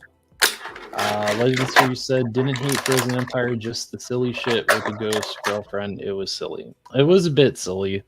I feel like what they had said was that there was a lot that was cut out of this film, and we could get an extended cut, but the director doesn't want to give us an extended cut. I kind of wish that Jason had directed Frozen Empire, just like he did Afterlife, because Afterlife was great.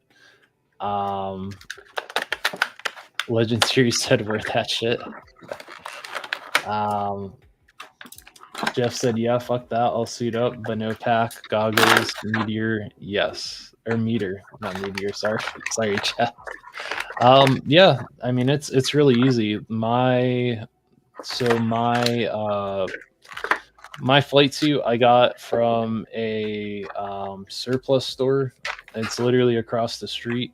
And it fits really good. It already had Velcro on it, so I just had to get a custom patch made.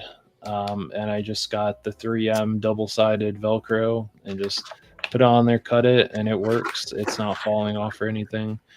Rollkeeper said DFW is moving to a bigger venue. I think it's the Marriott near the airport. It is. That actually used to be the old venue for our horror convention, which is Texas Frightmare Weekend. It used to be the Marriott.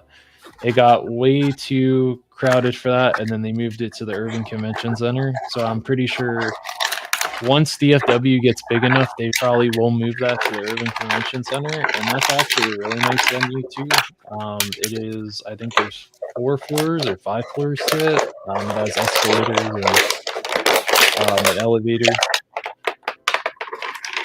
Need to order a flight suit. Might go with the Ghostbuster 2 suits. Jeff, I would look before you order a flight suit. I would look and see if there's a surplus store near you, because you'll be able to get it a little bit cheaper.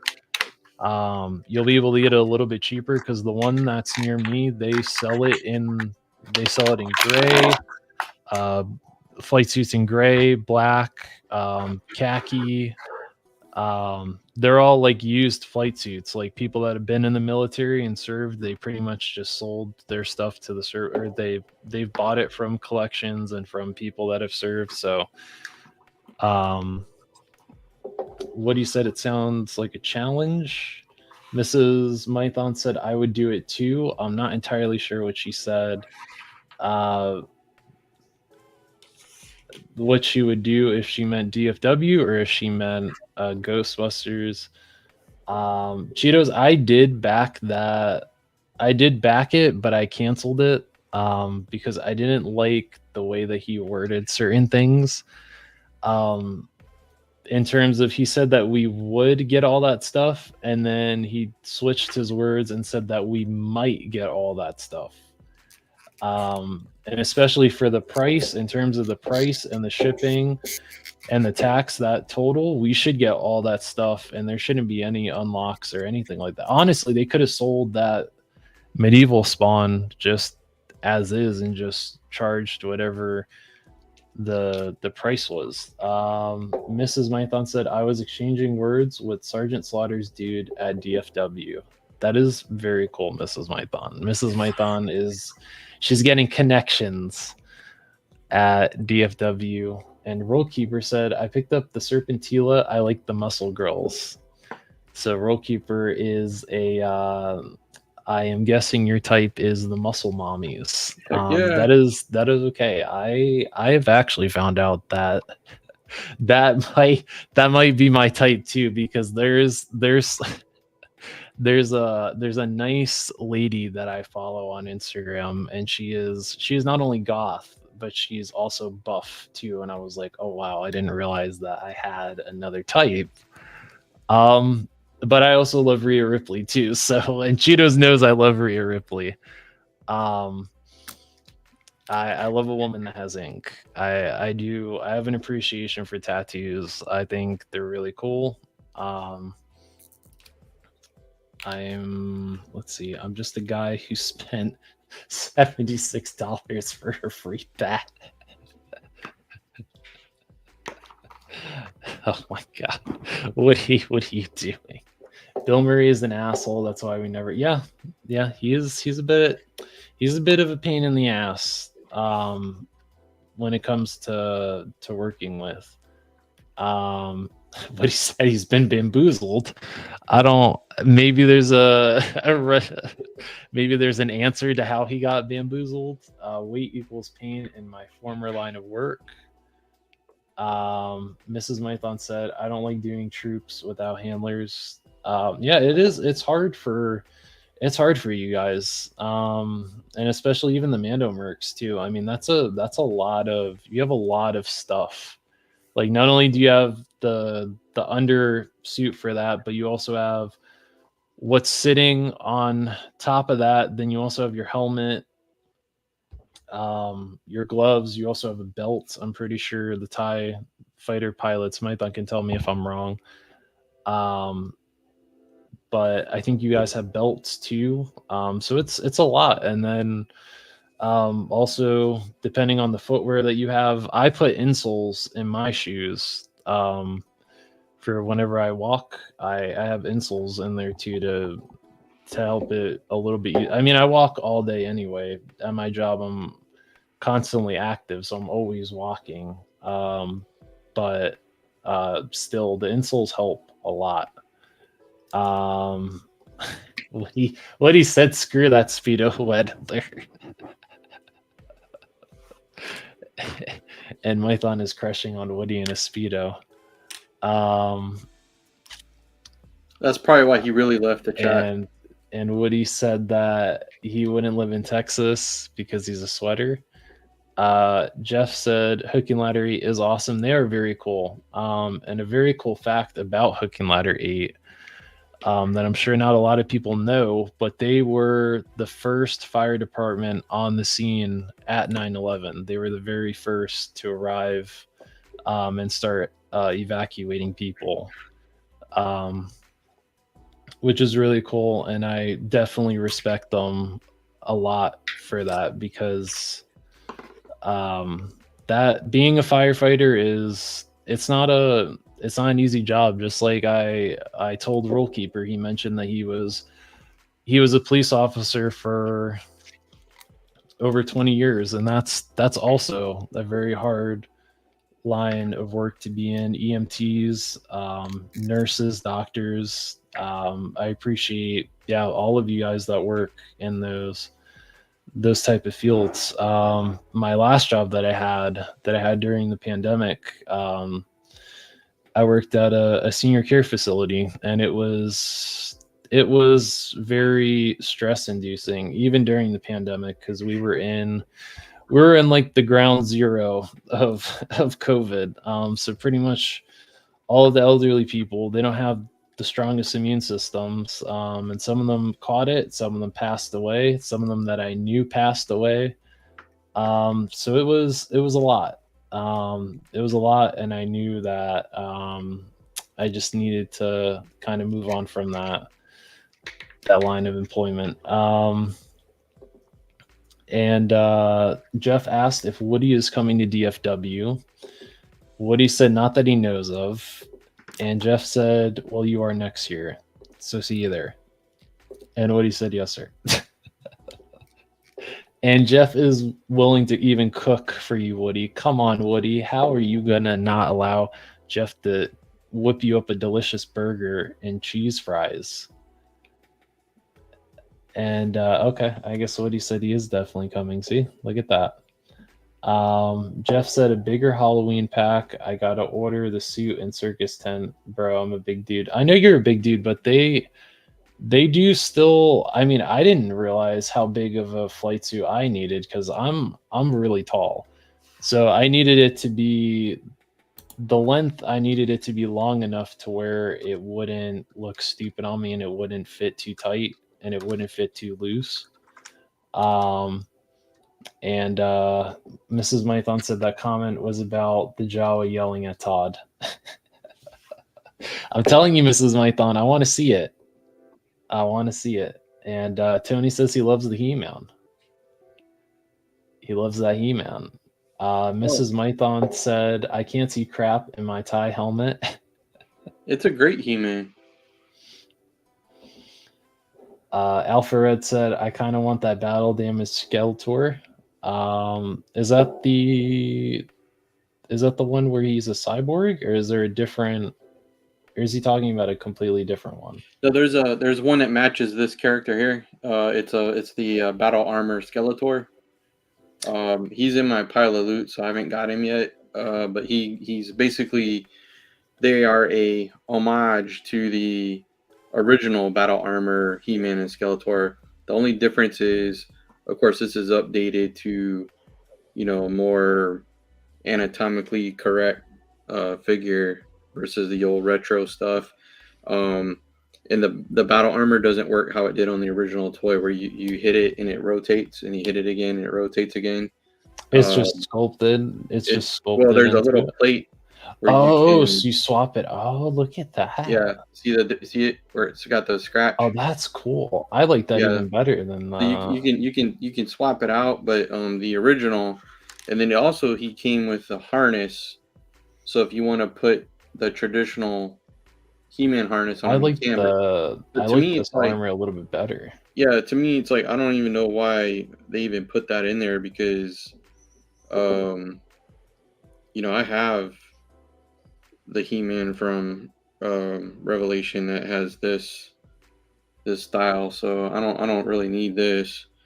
And then he comes with the fist hands or your open hands, so you can do the fist. So I put the fist on this hand, so right now he's got his hand on his hip, and he's holding his battle axe. And there's some nice design on the battle axe. It's got like the gray and then the silver paint on it with some accents. This figure is really, really, really nice. I think I love the pose that you have him, and he looks so sassy. yeah, I had him in a battle pose Sassy at first. man. The first pose I did was a battle pose, and then I switched him to basically he's got his hand on his hip and he's so sassy. basically waiting for It's a sassy 112 to stop talking about Ghostbusters and talk about his awesome muscles. He's like, talk about my awesome muscles. 112. So who cares about ghosts? Those 12-inch pythons. He's like, I fart ghosts. I'm sorry, He-Man. I'm sorry. I had to give what the people have been waiting for. So I'm gonna do a little play action, like Legend Series does. And hey, 112, why don't you just go ahead and hurry up and talk about something else, huh? Like my great muscles here. I mean, check out these leg muscles and check out my butt muscles and his glutes. Yeah, man, I got some awesome muscles. It's a leg day, man.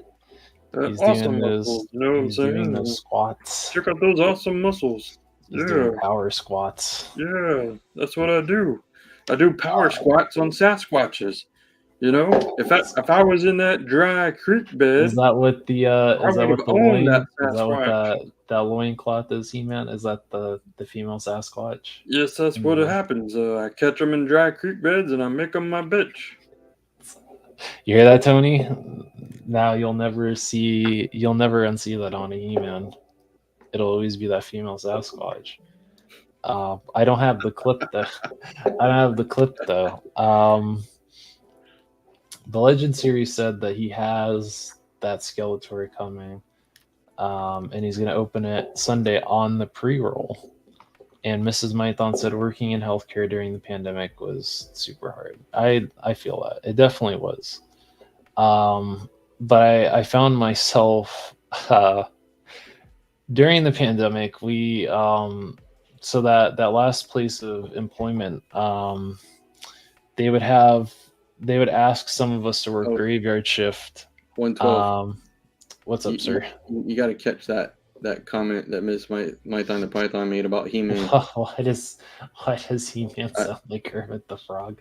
Why do birds suddenly appear every time you are near? Because just like me, they long to be close to you. Alfred Red said He-Man is very zesty. And Legend series said the cartoon was... I must have missed something. What did I miss? Legend series said that cartoon was fantastic. Jeff is making people hungry again. Yes, he is. He's making me hungry. He's talking about French fries and probably cheese and burgers and. But everything. Yeah, Mrs. Mython. So during that time, they had us working. Okay, you can take me off sometimes. There you go. And that is when I found myself getting back into gaming. And I had picked up the battle royale games. I never would have thought I would have got into Fortnite and back into Call of Duty. I hadn't played Call of Duty since Black Ops 2, I think. And I gotten back on to COD and I tried out the Warzone and it was really fun. I started playing zombies again. Because I had to consistently stay up. So I would work from those graveyard shifts would be from like 9 o'clock until 7 o'clock in the morning. And I would have to kill time. And then every so often I would have to get up and walk all the halls and make sure that there was no residents that were up and walking the halls. And so, yeah, that's how I would kill time. And I did end up getting into Fortnite, and it's been very fun. It's also been a financial hit for me because some of the skins in that game are so cool and the collabs that they do are so cool that I've taken that financial hit. And Mython has a little friend. He's gotten himself a new hat. Look at him. Look at him. He's gotten himself a little hat there. Yeah, We still got he to play. man, Well, so what? He man likes a little head from time to time. You know what I mean? Look at him. He's setting himself up. But with Tony, I told Mython, I think I'm gonna mix it up, and every other Tuesday I might do a gaming stream, where I might just stream a different game and just mix it up. That way you're not consistently seeing my face every Tuesday. So one Tuesday I'll do it just regular like this. And then, the next Tuesday I might be playing Fortnite, or I might be playing, like yesterday I played, I just tested it out to see if it would work because I hadn't tried it in a while on my PS5, but I tried Cyberpunk, and there were some shenanigans in there, and Mython saw me discover something that would be a story from Toy Games. And got into some shenanigans. I had to clean up a body because there's a character in Cyberpunk called Lizzie Wizzy, and she is like a pop star, and she was dating this guy, and he ended up being a cheating son of a bitch. He was cheating on her behind her back, and I had to play detective. I had to play Go-Go Gadget, and I had to spy on him, and I had finished a mission for something else, and I started that mission, and I had to go to the shithole hotel, and I went in the room, and there was a dead man on the floor, and she was just sitting in a chair in the corner smoking a cigarette. Because she's a robo. She really was. She was on something. She really was. She was a little bitchy. I was with you on that adventure. Yeah, Mython was. I was like, Mython, what do I do? Like this lady is crazy. Clean it up. Yeah, she was like, just clean it up. I don't care. Get rid of the body, burn it, throw it in the trash compactor. I don't know. And I was just like, I don't know what to do. She was like, I'll pay you to do it. And I was like, still, I don't know what to do. Like, you strangled this man to death to the point where you crushed his spine with your robot hands. And I told Mython, I was like, that's going to be gains. One day the sex bots are going to get so advanced that he might get strangled to death, and then someone has to get rid of rid of him, because the sex bots have gone crazy in 2077. They've gone crazy. Yeah. Roll Keeper said, if you pick up Space Marine 2, I'm available to assist. I want to try it. I used to have Helldivers 2, but then they started nerfing all the weapons, and I was like, well, why would you nerf all the weapons? And even the loadout that I used to run, they nerfed it, and it used to be the best SMG in the game. And I was like, you know what? You just keep nerfing everything, and you haven't even given us the new enemy yet.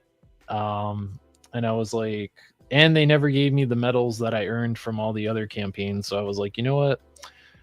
I'm just going to delete this. You've lost me as a player. Roll Keeper's coming. And Roll Keeper knows how to get rid of a body. Uh-oh, sir. What are you trying to tell us there, sir?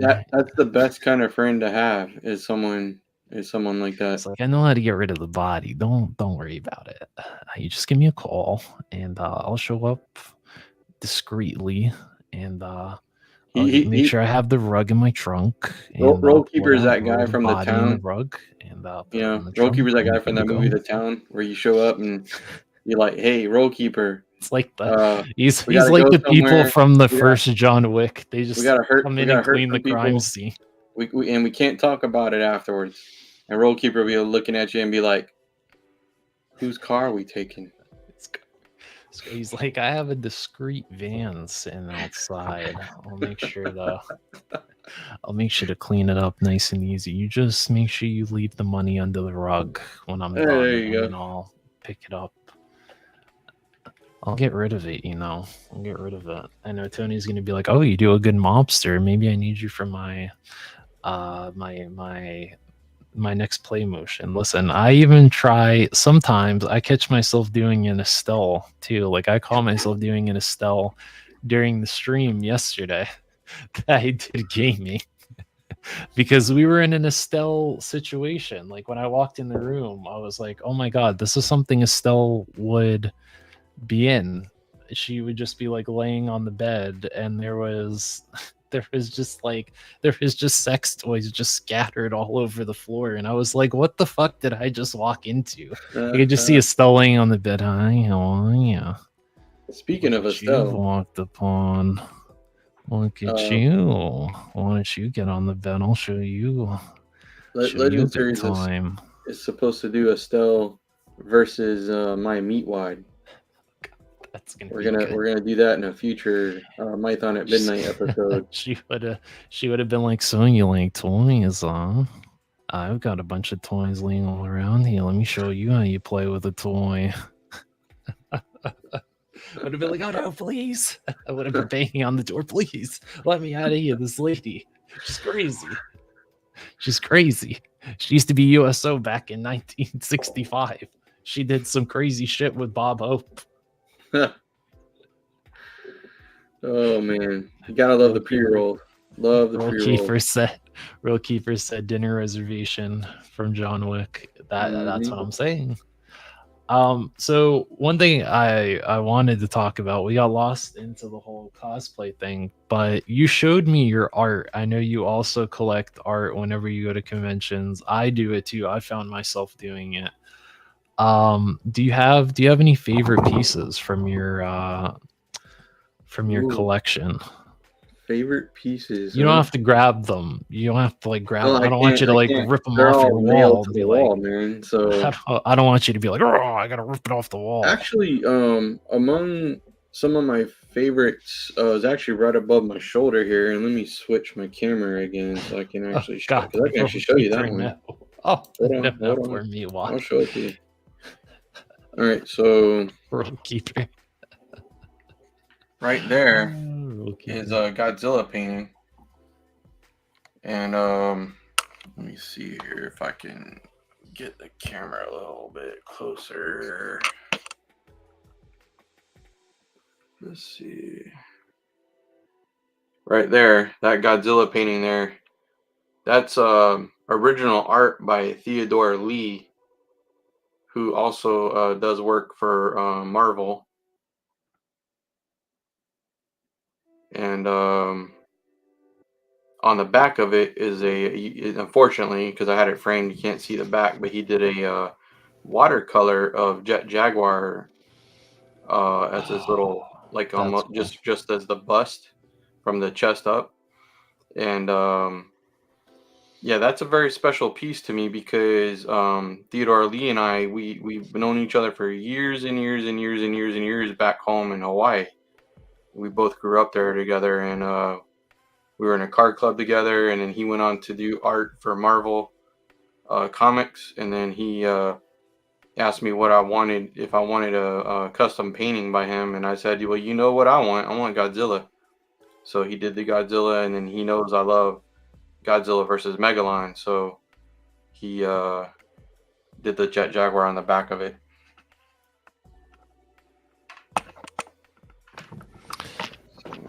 That is really cool. Mython has shown me his collection, almost all of his artwork, and it is very cool. There's all different types of styles, different artists. I love art. I think you should decorate your walls. Just decorate them because it's your getaway, right? You go to your house, and it's your escape from the world. You're dealing with all the negativity out there. You're dealing with stress, work, road rage, just stupid people out there, your problems, and you come home, and you want to be able to, everywhere you look. I feel like no matter which direction I look, there's something there that'll make me smile. Godzilla, G.I. Joe art, Baroness, Rebecca from Cyberpunk, Star Trek Vulcans,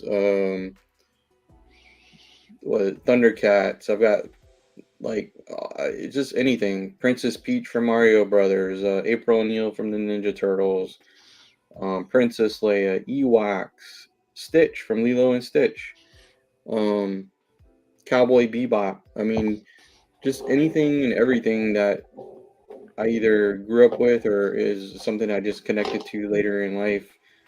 Just plaster your walls. Don't leave your walls bare. Plaster it with stuff that makes you smile. So, and art is a great way to do it because you can go to these conventions and you can meet the artists, you can talk to the artists, you can look at their pieces and find something that really talks to you. And I make it a point that every convention I go to, I pick up art. And I'm brain farting right now. I want to say his name is George Vega. He was there at DFW. I bought 2 art pieces from him. So every convention I go to, I'll buy at least 1 piece of art, and I try to get it framed, and then I hang it somewhere. But yeah, art definitely speaks to me. I love it. So not the last stream I did, but not last week's stream, but the stream before that, my wall was bare, and then last week I finally got frames and I finally got command strips, and I put some stuff up. So on this side back here is all my horror stuff, and then on this wall I have some other stuff like anime and stuff like that. But I probably have to say, man, it's hard to say what my favorite pieces are, because if they weren't my favorites, I wouldn't have bought them. But man, if I had to say, probably one of my favorites is that Gilman up at the very top, right next to the poster. So that is by an artist called his name is Timothy Piddles. He did the poster for Frightmare last year, and it's on my wall right here. It's the smaller print, but I pre-ordered his poster this year, which is right there. It was supposed to be this year was supposed to be American Werewolf in London themed, because we were supposed to have Griffith Dunn and David Naughton. Unfortunately, they canceled. But I love that print because it reminds me of Lady D from Resident Evil, the really tall vampire lady that's like 700 years old or something like that, and she's very femme fatale. Her whole thing is she has like a blood disease, and so every time she dies, she gets resurrected, but she gets taller and taller and taller. So that's why she's so tall. And it is, and that's what it reminded me of that. But it's also cool because it has the werewolf hand too, which is really cool. But that creature from the Black Lagoon, I was worried that I wasn't going to get that print because his prints are limited. So it only makes a certain amount. And so pretty much if you don't get it, you don't get it. And I missed the pre-order on it from his website. And I went and I got it. The Creature from the Black Lagoon, probably one of my favorite Universal Monster movies. I mean, I remember watching the Universal Monster movies with my grandpa before he passed. But I always loved the creature. The design is so unique, and it changed the game at the time. And also, it took up until recently for the actual creator of Gilman, a woman by the name of Millicent Patrick. It took this long for Miss Patrick to finally get her recognition for creating Gilman, because if you go towards the very end of the credits of the movie, I can't remember what the gentleman's name is, but it's in there as the designer of Gilman. He was not the designer of Gilman. Miss Patrick designed her, but at the time, women were not allowed to have credits for stuff like that in film. So she was robbed for like 80 years of this credit. And so recently it took a random woman to find Miss Patrick's story and to get the evidence to show that she actually created Gilman, and now everyone gives her the recognition. Unfortunately, she passed away, I think in the late 90s. But there's pictures of her sitting there sculpting the mask. She explained her whole inspiration behind Gilman, and she sculpted it, and there's pictures of her with both of the suit actors. There were two actors for Gilman. There was one that played him on land, and there was one that played him in the underwater scenes, which was Rico Browning. He unfortunately passed away, I think, a year or two ago. And then Miss Julia Adams, who was the main star, she had passed away, I think, in like 2016 or 2017. And I believe Rico Browning was the only sole survivor that was left of the Creature from the Black Lagoon cast. So I'll never be able to get anything signed by any of them, but I also love that scene too. It's probably one of the most iconic scenes from that movie, of her swimming in the water and he's looking at her from a distance, and as she's doing that whole kind of flip in the water, he grabs his hand up to go and grab her leg. And I love that. I also love this one here. This was done by a local artist in Texas. I actually got that print for... It's actually not a print. That is a charcoal sketch of Gilman. That was a hand sketched thing. I got it at my comic shop for $10, and I love it. The only thing that I'm missing on this wall is my Elza print. And then on this wall here, I have a couple of different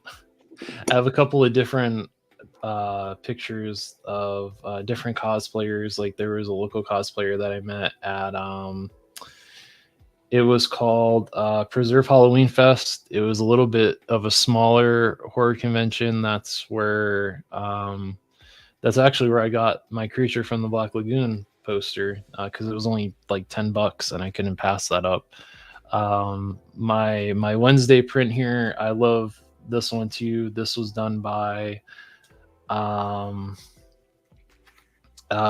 me see if I can pull up what his name is, because I cannot remember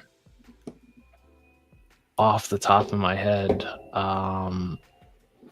who did that print. But it's really cool. I bought it that Saturday of my first. Jaime Coker is his name. He does conventions all over the place.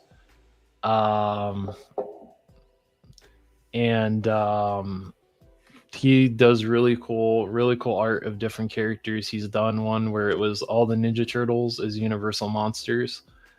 Yeah, that's cool.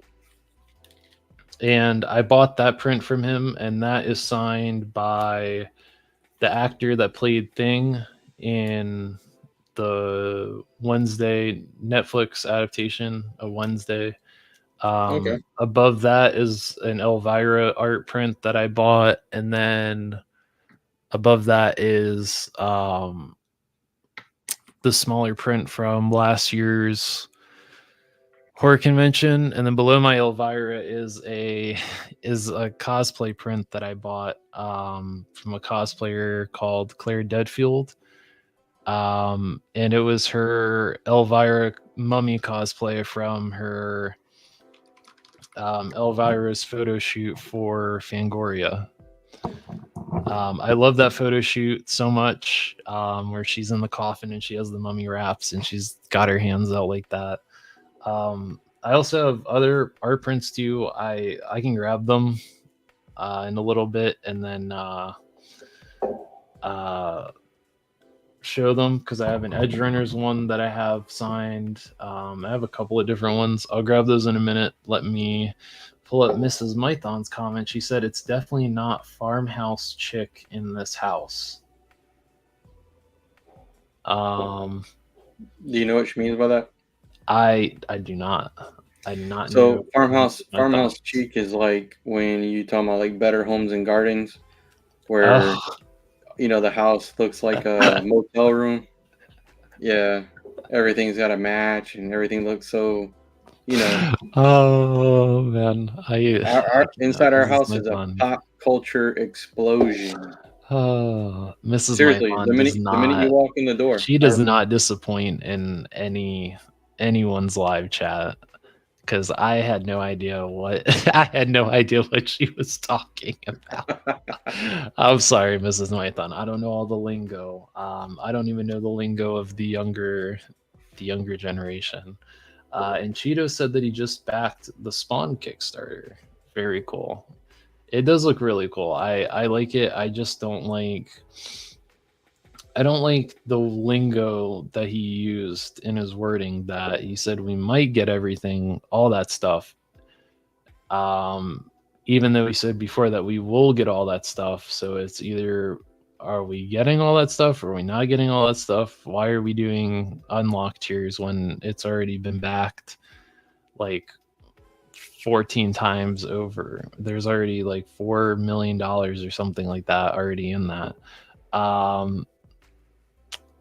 And Mrs. Mython said that I needed a good schooling. Oh, did he say that? I don't know. I don't trust that. I don't trust I don't trust that. I don't trust that. I'll see it. I'll believe it when I see it. From Mr. Todd himself. Let me go grab those art prints real quick, and then I will do that. Right. But I will put Mython up here to entertain you while I go grab those real quick. Hello, everybody. How you doing?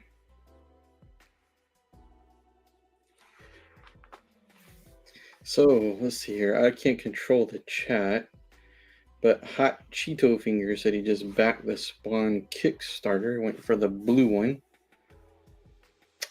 And Miss Mython said it's all good. I got to learn you something. LOL. And then Hot Cheeto says, I think he made a video today saying you get all the stuff. I don't know. Yeah, what's up with that? I saw some controversy over that. McFarlane, he doesn't need to do that Kickstarter stuff. Guy's a bajillionaire. My favorite line to collect? Ooh, well, I that's hard to really say. I think the one that I'm really, really, really getting into heavily right now, more than the other ones, is probably Valorverse Action Force. They fit in so well with the G.I. Joe classified. And I really like the Valorverse designs, actually better than G.I. Joe classified. I know that's like sacrilege for some people. But I've got all the old G.I. Joe too, the 3 3/4 from the 80s. I mean, that was my Joe growing up. So I just kind of pick and choose what I get classified wise. But Valorverse, I'm pretty deep in Valorverse. I've got almost everything that they've put out. I would say I'm like maybe 90% on Valorverse. Beyond that, I like the He-Man Masterverse stuff. And I like Marvel Legends, and I like Joy Toy 118 stuff. What else? trying to think what else. Just odds and ends and a lot of Lego. I love Star Wars Lego. But definitely, right now, Valaverse is the hot ticket for me. Thank you for keeping the crowd, Oh yeah, the audience Hot on your Cheeto team. Fingers was I asking should me what my have favorite line was. used this while I was gone, but I didn't. I will be right back. I could, answer some questions. If you My had that up, little, I wouldn't have been able to, talk to I anybody. know. We're gonna. I'm gonna Be right test. back. I've been telling Mython. I'm gonna test the waters with YouTube when I put up that review. And we'll see, because I think it should be okay. I mean, they're just model pictures of an action figure, so I don't. Hey, Alpha Red, that's kind of cool, man. I imagine you got some really cool pieces of art that way. And then Hot Cheeto Fingers, I like Mythic Legions. Yeah, I think they're very, very nice looking figures. I wish they were articulated a little better. But I have a few Mythic Legions. I like the Gladiator, Barbarian type characters that they make. You I've got some photos of my Mythic Legions on my Instagram. But yeah, I like those. I think if it's aesthetically pleasing, it's either barbarians or military or sci-fi. I pretty much like it. All right, class, are you ready to see the rest of my art that I haven't hung up yet? That I'm still finding a place for. What you I got? hope you are. Well, you've already seen all this, but What's up, Ken? Ken's Toys, welcome, sir. So I'll You start should with make this yourself. one. You should Oh, minimize that chat, make yourself bigger so we can see it. oh, there we go. Hello. Yeah, there we go. So this one I got from my second ever convention that I went to. It's called Bell County Comic Con down here. It's like in the middle of nowhere. It was really hot that day. I'm genuinely surprised I didn't dehydrate. It had hit like 110 degrees. And I was just in regular clothes. But I bought this print from they are the I can't remember what the charity was, or the group that they were, but they were a GI Joe cosplay group. And if you donated a certain amount of money to their charity, you got to pick a print, and that money went towards helping veterans in terms of getting them the help that they need, in terms of counseling and stuff like that, and making sure that veterans that need service animals, it helps them out in terms of getting them as well. And I thought this was a really cool print of the Cobra Bat.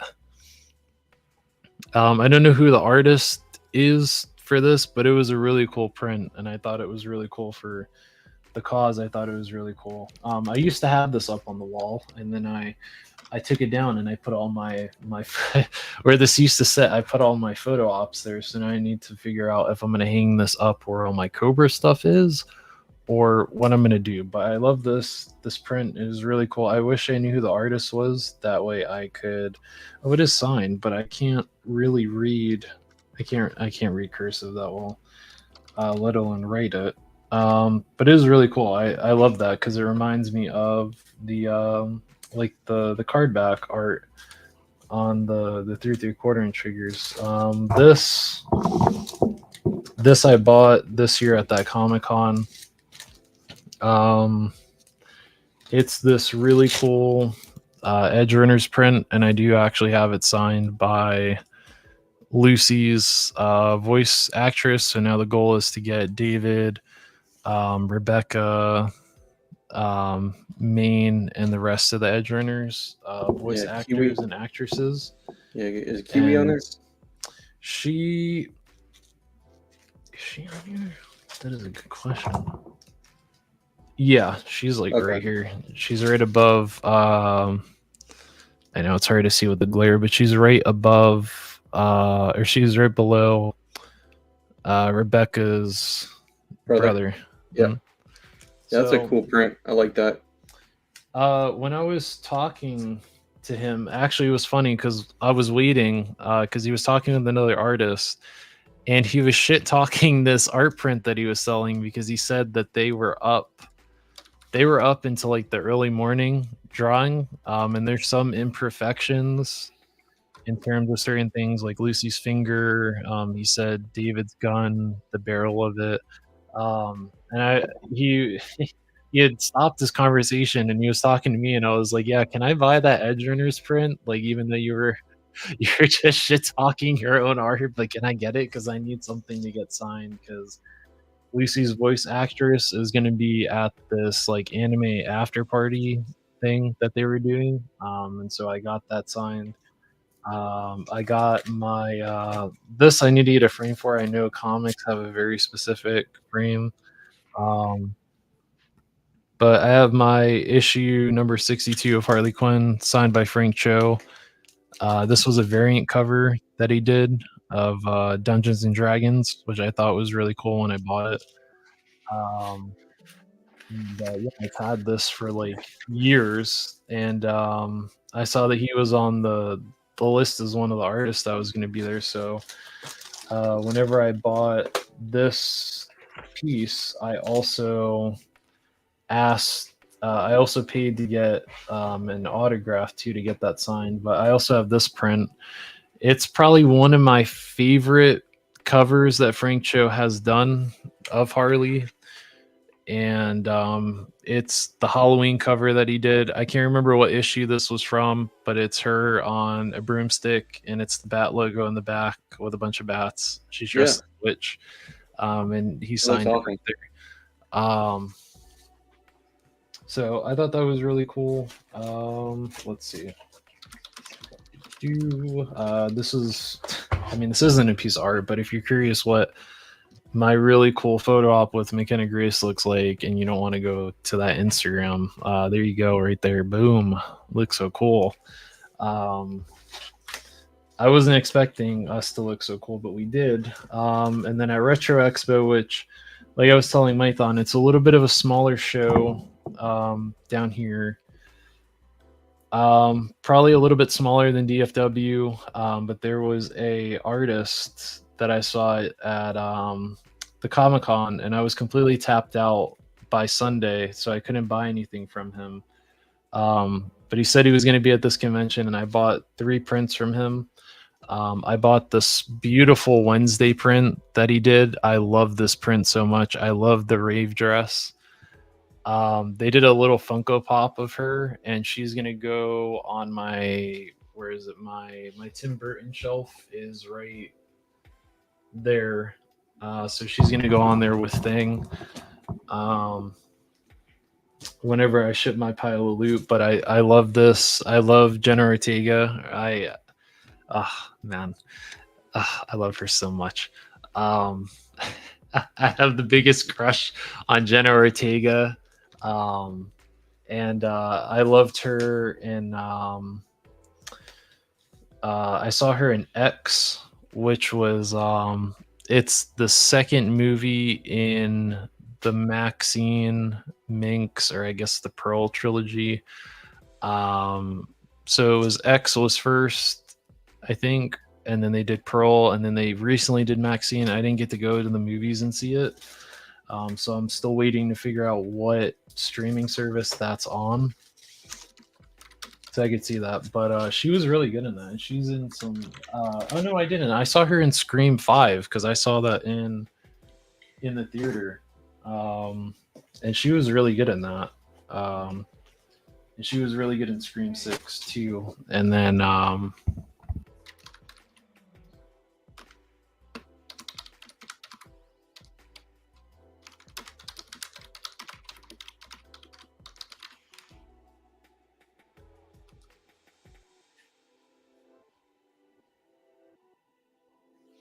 Lost you. I am here. Trying to figure out what other ones I had that I didn't show. Let's see. I have this one here that was also from that convention I almost dehydrated at, that I want to get signed by Ella Purnell, I think, and it's this beautiful Jinx print of her arcane look, and it is lenticular. This was a convention exclusive to where it has the lenticular background. I'm probably gonna hang this up in front of me, and let's see. I don't know where those other prints went. Now that I think about it, I'm missing two. My Shinhati and the other Harley print. That's weird. That disappeared. Maybe I forgot them behind something. Oh no, I see. No, that's not them. They probably went somewhere. Gonzo's here. Wait a minute. Oh, Jay Gonzo. Hello, sir. Hello. I also have these. These are from the horror convention. It was a 3. That's too creepy. I think 3, 4. That's too creepy for me. That's too creepy.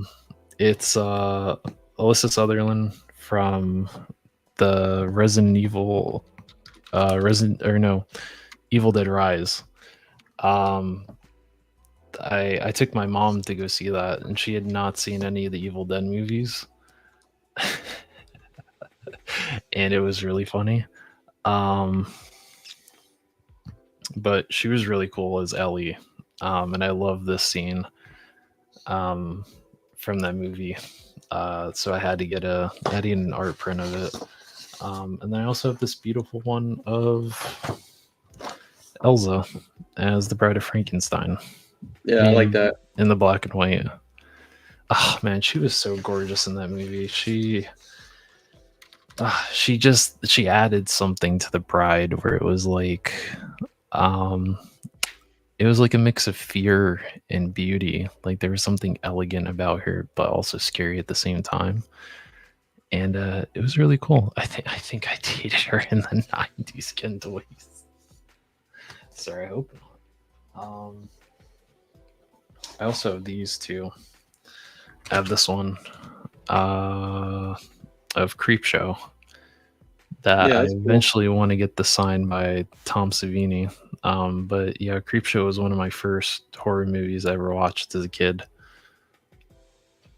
And then I also have the Kessler Wolf from is it behind this one? Yeah. An American Werewolf in London that I wanted to get signed. I wasn't able to. But that's this one right here. So,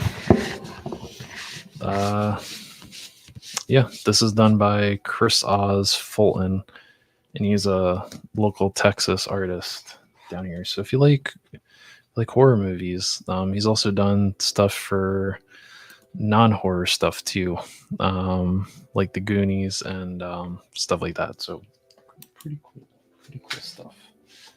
I don't know where those other two. All right, see you later, Hot Cheeto Fingers. It was a pleasure. Good night, Cheetos. Good night, Cheetos. Good night, sir. Everyone go check out Hot Cheeto Fingers on Instagram. He's doing some great stuff. Ken Toys. You're mean for that. Yes, I love the Bride of Frankenstein. I love it, but it also makes me cry too. Let's see. Oh yes, I love Arcane. I can't wait for season 2.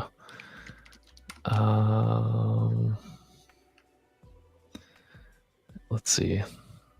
I haven't seen the new Beetlejuice yet. Frank Cho is a modern. Oh, dude. Oh shit, man. He does amazing. He does amazing art.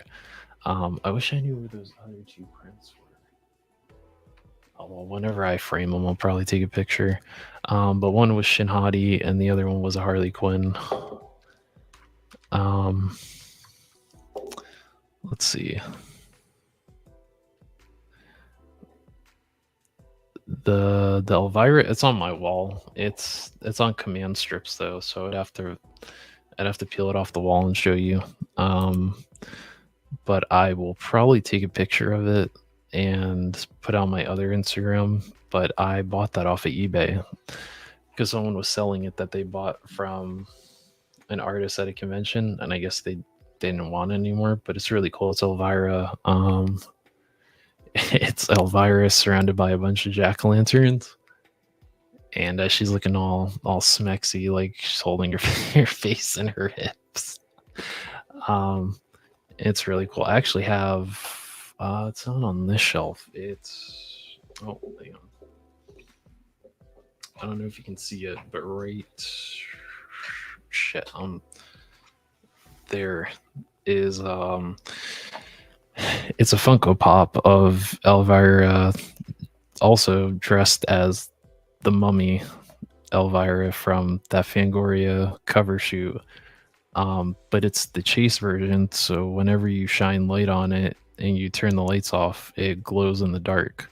And I eventually want to get that signed by Cassandra Peterson, but I think she only really does Spooky Empire and Monster Palooza in California. So it's a pricey trip, especially going to Cali. It's a lot. Ken Soy said Edge Runners is amazing. I agree. It was really good. I felt so I felt so gutted at the end, man. It was, I mean, I knew we weren't going to get a happy ending, but like, oh man, you murked the wrong character. You murked poor Rebecca. Let's see. I think she would be happy someone is appreciating her. Was that for, oh, that was for the creature? Yeah, I think so too. Like I said, if you go and look up Millicent Patrick, it'll show you like pictures of her drawing Gilman, physically sculpting the mask out of clay. I mean, it's really cool. It's really cool stuff. I just got the Fight Girls Kickstarter. Frank Cho. Ooh, I didn't know he did one. But I love his art. He was a really cool artist too. The thing Alpha was saying about I think she'd be happy someone's appreciating her work. That was from a earlier comment. He was talking about there was a lady that lives in his town. And she died, and her art was thrown out and put into like a pile of junk that they trashed.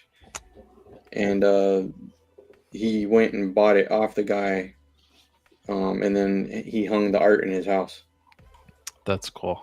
I'm glad that someone was able to save that, because exactly. Yep, he saved it. That's pretty cool. It's pretty cool, Alpha.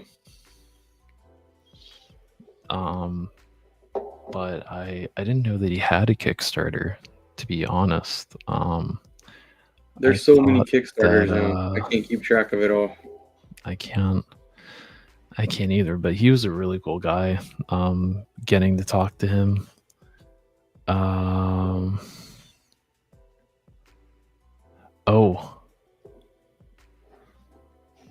If we okay, I just looked at that. If you have to go and take care of that, I would rather you please please do that, sir. If you have to. I won't say what it was, but Mython, if you have to do that, please. Yeah, everybody, I really Please do. enjoyed. I want to say thank you to 112 for inviting me on tonight, just hanging out, talking a little bit about art and figures and cosplay and just life in general. It was a lot of fun. Um, Seeing all the familiar faces from the chat streams, a lot of fun. Um, I guess I need to like dip out, so I hope everybody has a great night, and I look forward to seeing you guys in the different streams and whatnot. And then tomorrow, Tomorrow. yeah, I'm gonna do a quick. I don't. I'm gonna be Ooh. very long, but a quick little blind. I got these mystery minis, Demon Slayer. They're little mystery figures from the Demon Slayer anime. I'm gonna be opening these, and we'll just see what we get. Just something, just like a mystery. Who knows what I'll open up? We can enjoy that together if that's something that you're into. Um, and then Friday, it's gonna be Mython at midnight with It's Chad from the Plastic Arsenal, and we're gonna do a top 5 movie versus, and everyone in chat can vote on who has the best choice for the top 5 movies. And yeah, that's pretty much what I got coming up this week. But again, 112, really, really, really appreciate you, brother, for bringing me on here to hang out with you and talk with you about all this stuff. And wish I could hang out a little longer, but I got to take care of some stuff. No, But I understand. I'm it's sorry been an that amazing we it's been didn't an even amazing get to two and a get half. We've been into. going for 2.5 hours, man. It's been amazing. So I really appreciate you bringing me on. I wish we could have got to talk Valverse, but I know you have to Hey, take well, there's care of always that. part 2, right? There is We can always a do it. We part can do two. it again. Oh, Yeah. are you teasing something? Are you? Well, I mean, I'm always down to talk to a friend. That's anybody. So yeah, we can definitely set something up in the future and talk about Valiverse and anything else you want to talk about. But I just really appreciate you. I appreciate everybody in the chat. Uh, Hope you all have a good night, and hopefully I see some the same faces tomorrow when I open the Demon Slayer blind bags. All right. Well, thank you very much, Mython, for putting up with me for two and Oh a no, half I love you, hours. man. You have a good night. I will open that 2-pack because I promised the people I would open Oh, it. that's And right, I'll man. Yeah, see, yeah, I'm sorry. Well, you're good. I got everybody into enjoy the. his 2-pack opening, and I'll catch the replay. No, you're good, sir. You're good. All right, everybody have a good night.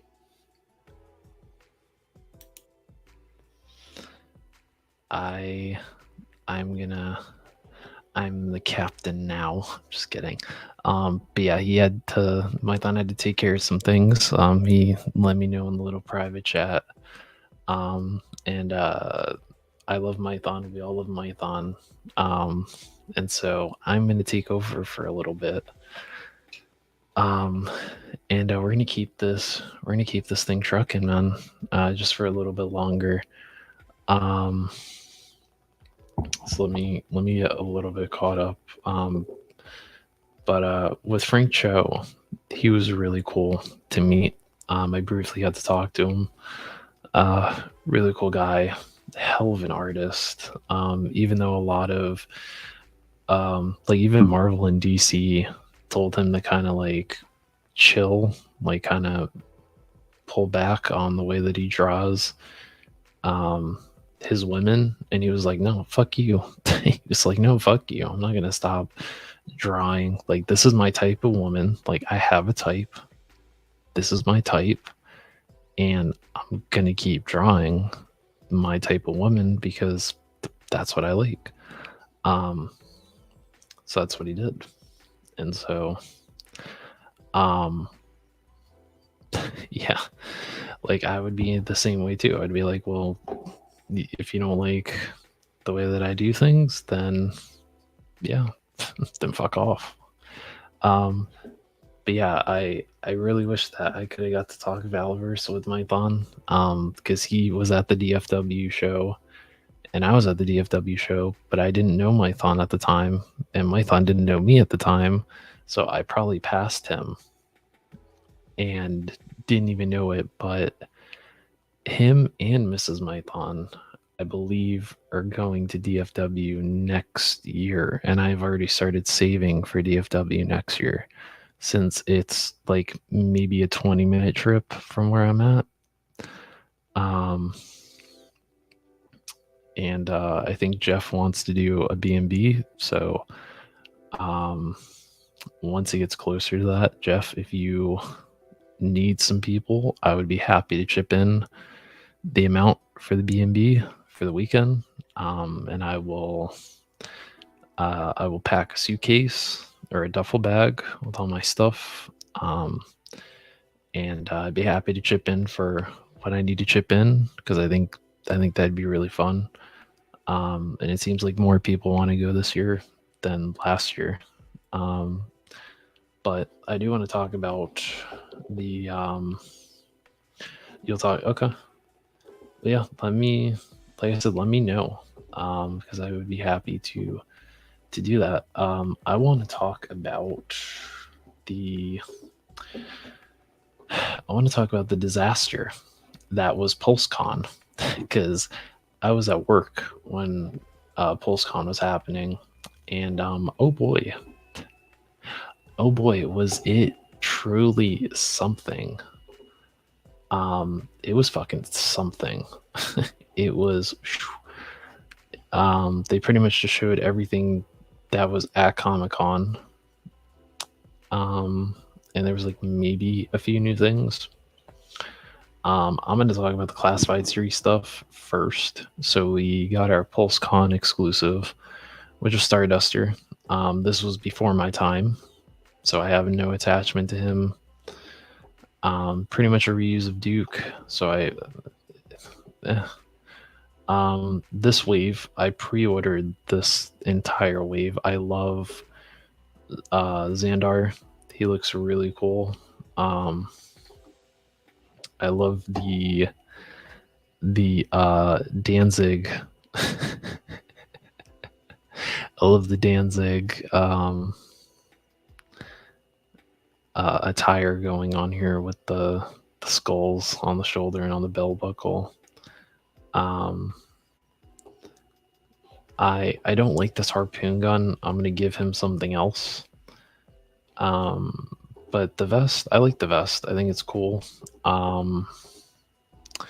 Saw Viper is cool. I love that we can make not Top Goon customs now, because we have, I told somebody that last night. I was like, oh shit, we can make not Top Goon customs now. And I like the Saw Viper. I didn't have him as a kid, but I think he's a really cool character. I don't like his gun though. This weird gun. I'm gonna replace that and give him an actual saw. Leatherneck, I think he looks cool. It's a nice update. Dial Tone, he looks cool too. I didn't have Dial Tone as a kid either. Like when I got into G.I. Joe, it was mostly like 25th and Rise of Cobra and Pursuit of Cobra. So, but he looks cool. I like his little smartphone there. Looks like he's listening to Spotify or Pandora or something. He's listening to his tunes. Then we got into the renders that we didn't even see at PulseCon. Which is like, I don't know how they were too busy bullshitting, playing that G.I. Joe game instead of showing us figures. But Heavy Duty, I don't know anything. I didn't have Heavy Duty. He was before my time. I had the movie one, but I didn't have this. And Law and Order, I didn't have Law and Order as a kid either, but I love this character from the 87 movie. So this makes me really happy. I love German Shepherds too, so another doggo for the collection makes me happy. And we finally get an MP, which is really cool.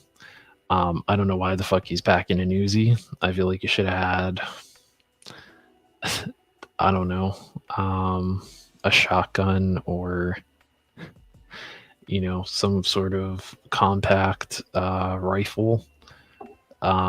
And the 1911, it's okay. I kind of wish he had a 357, because the 30th anniversary version of him had a 357. And I think that would have been cool, but I love Order. He's so cute. The doggo with his little tongue out. He's very cute. He's a cute pup. Yeah, I think this was for the Rattler.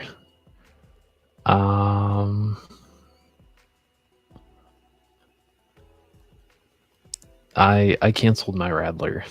The reason I canceled my Rattler was because instead of getting the Rattler, I'm gonna get I'm gonna get this. I'm gonna get the Pride Van. And I might do it through Big Bad Toy Store, since it doesn't hit you with this price. You just pay the 16, and then when it comes in, you just pay that 159. And I'm gonna do probably what I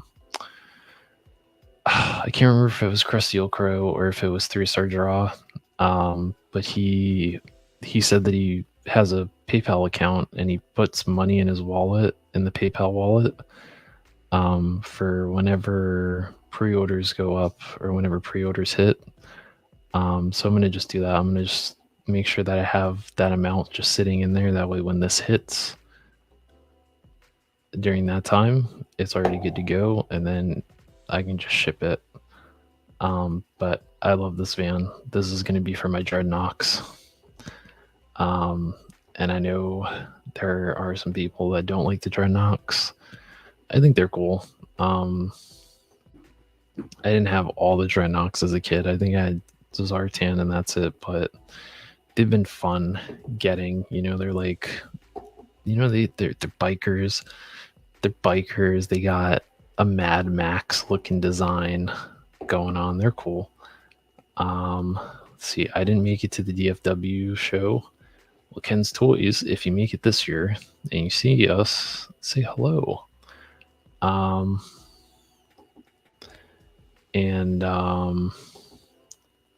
My classified collecting has gone to just the ones I had or have from my childhood. Hopefully we'll get a mainframe, since I feel like all those are coming down the line. I think that Hasbro is just really slow pumping classified series, especially since that wave that's supposed to come out, that shit's not supposed to hit until like the end of 2025. And I was like, what?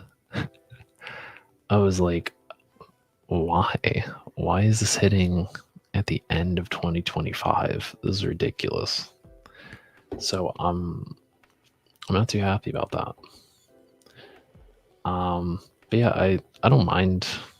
I don't mind paying that. The tax is really what's gonna hit. The shipping will be like $4. If I ship it through my pile of loot. But it's a bitchin' van, man. Like, I know that no one says that anymore, but like, this is a bitchin' van. Like, it's mean looking. Like, I like this. I like this van. Like, this all blacked out. The tires are blacked out, or the rims are blacked out. This is all blacked out. The windows have like a illegal tint on them.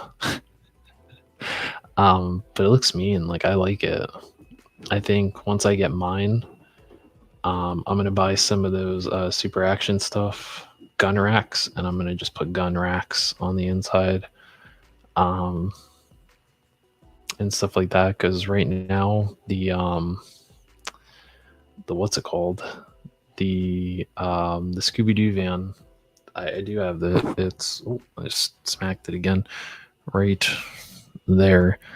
That is the Scoob van, the Scoob Mystery Machine. So it does fit 1/12 figures. I am currently modding it right now, so I'm putting furniture. I put a flat screen TV back there. So I'm kind of pimping it out a little bit for those Jada toys. Scooby-Doo figures that are coming out. But yeah, I love this. I love this van. And I also love the fact that with this white van, if you take it all apart, like you disassemble it and you paint it that baby blue, and people sell the Mystery Machine decal. You can make the Mystery Machine out of this, and you can make, if you can't get that Scoob van, because I know it's a little bit expensive on the secondary, and you're not going to be able to really find it mint. It's going to be missing the doors and the little satellite dishes and all that stuff on the top. But if you can't find that Scoob van, this would make a pretty kick-ass Mystery Machine. Because it would look like the James Gunn Scooby-Doo Mystery Machine, and I love those movies. I love them a lot. I've loved them since I was a kid. I love Scooby-Doo. I mean, you can see my shelf up there. My Shaggy is signed by Matthew Lillard. I talked about that last week. I have a Scooby-Doo that's signed by the voice actor from the James Gunn Scooby-Doo, and he also did the voice acting for Scooby-Doo in Zombie Island, The Witch's Ghost, and Cyber Chase. And I grew up on all those, and that's when the Hex Girls came into play, and that's when I knew, a young 112 knew that goth girls were his type, that he was into goth women. So that's why I told Fox, I was like, when Jada Toys does a Scooby-Doo line, we better get Thorn, Dusk, and Luna. We better get the full Hex Girls. I want Thorn with the really cool guitar. I want Luna with the drum set, and I want Dusk with the keyboard. So, like I said, this would make a pretty bitchin' Scooby-Doo van if you put in the effort. I mean, you'd have to go through this with painter's tape and tape up all the bumper and all that stuff, and tape up the glass. And I mean, it'd be a pain in the ass to do, but this would make a really cool Scooby-Doo van, because I've seen someone use that old 2007 Cowabunga Carl. It looks like a VW bus. I've seen people take that and turn that into the Scooby-Doo Mystery Machine, and that looks really cool too. But I think that would be really cool. So if someone needs some ideas for that, there you go. I'm getting a white one just to turn into the toy version of my old. Oh, that's really cool. That is very cool. I like that Ken's Toys. That's cool. But yeah, this looks really, I like this. I wasn't too big on the Ramen Racer, but I like this van. I like the van. I also want to get the Vanguard too. So that might be my big birthday gift to myself. I'm just waiting until Bobby Valid does the fix for the turret. And then I'll get it. Damn, I didn't even get to talk to Mython about this too, the Dragon Lady. I saw this from the Find My Figures ladies. This Dragon Lady, she's really cool. I like figures like this because they're fun to take pictures with. Like when I finish and I upload the snail shell Aileen, which is the bunny girl, when I upload that review, you're gonna see how much fun I had taking pictures with her. I mean, it felt like I was doing a photo shoot for a model. Like I used the couch that I have my Elvira. Where is she? Right here. You can't really see her, but I have the NECA Elvira, and she's laying on a couch that I custom made. Well, I didn't custom make it, but I took some Barbie furniture that looked like her couch. and I taped up all the trimming, and I primed it, and I painted it like this glossy red. It's like this glossy blood red, and it looks exactly like the couch that she laid on. And I got the idea because not even the Monster High Elvira collab doll that they didn't even give her a fucking couch. And so someone did that, and I was like, oh. So if you want like a kind of a process of what I did, I also have a TikTok too. I'm also on the TikTok with the young people. I'm on the TikTok, yo. It's also Horror Haven. It's Horror Haven 1996 on TikTok. There's a process of how I painted the Andery Ghostface mask that I did for my cosplay, and stuff like that. So, but anyway, yeah, I love figures like this. They're so much fun to take pictures with. You know what I mean? Because you don't have to get all crazy with it like a GI Joe. You can just take a regular picture with it, like any model, and stuff like that. And she's cool. I like her. She's very cool. And then I don't know if anyone saw this, but SME Toys let me know this, that they are now selling Pulse exclusive figures on Big Bad Toy Store, and some of them are regular price, and some of them are like upcharged to shit. Like this was upcharged to shit.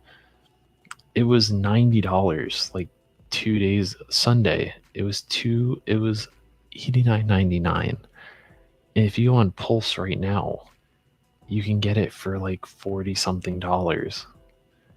And really, I would only get it for the Baroness, because that Baroness is fucking dope in this costume. Because I like the look of this Baroness.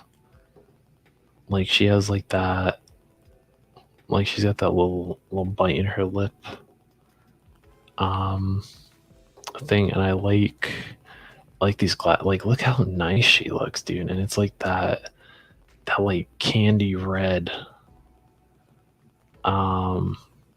for the like her chest armor. And it's fucking nice, dude. Like this is a nice Baroness. Her mask is, I mean, it's something. And she has the bolo knives from the Snake Eyes one, but I like this. Like I really like that Baroness, but I don't know if I want the full. I don't know if I want that full 3-pack. Like I already have the twins. I got them when they were showing up at Ross, and I'm like, do I really need both of them again? Because I really only want that Baroness. But I also have this Baroness too.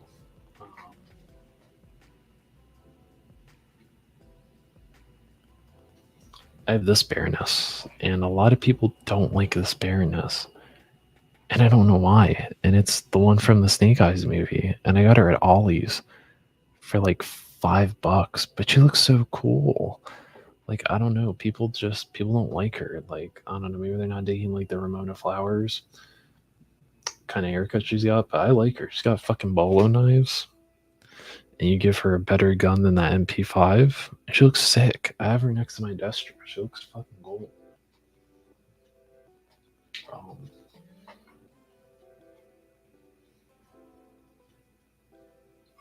So yeah, I don't know. I don't know why she like I don't know. I don't know why people don't like her. Maybe because the movie sucked, but see, that's what I'm saying, Ken's Toys. That's what I'm saying. The movie Baroness along with they're nice. They're nice. I like that's what I used I used the Akiko as a base for the samurai that I'm doing, because I'm redoing my I'm remaking my figure, my custom of myself. But that's what I used. I used the head, and then I cut some of her hair, and I sculpted some flowers, and I sculpted the little headband, and then I just painted it. I repainted her eyebrows and her lips. And then this I got from JS Armory, I think, on Etsy. The sword, it's supposed to be a snake eye sword, but I don't give a shit. It looks cool as a katana. And then I just used some fabric to make her sash, stuff like that. But it'll look cool. It'll look cool when the Postal Service decides to deliver my fucking armor that I need to finish her. But if you're curious what I'm going to be using for that base, you let me know. You let me know. That Storm Shadow is one of the best ninja. I didn't get that Storm Shadow when it had ollies. I have the original classified series Storm Shadow. And it's really cool. I like it. I do have the version 2 Storm Shadow on pre-order, and I like that one a little bit more because he has his katanas he has his swords in the front, and it looks like a samurai. So I like that one. I like that one a lot. But I mean, when I went to, that was like the first time I ever went to Ollie's, and I was like, holy shit, they have these for like $4.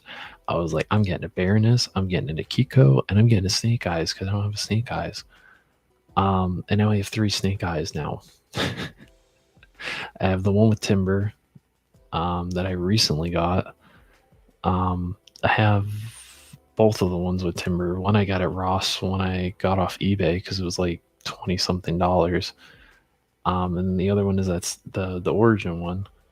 Oh, and I have Scarlet too. I forgot I got Scarlet. But I'm gonna put that head on a Valiverse body, and I'm gonna try to make a more articulated Scarlet, because I did it with Lady J, and it was successful. I picked up 2.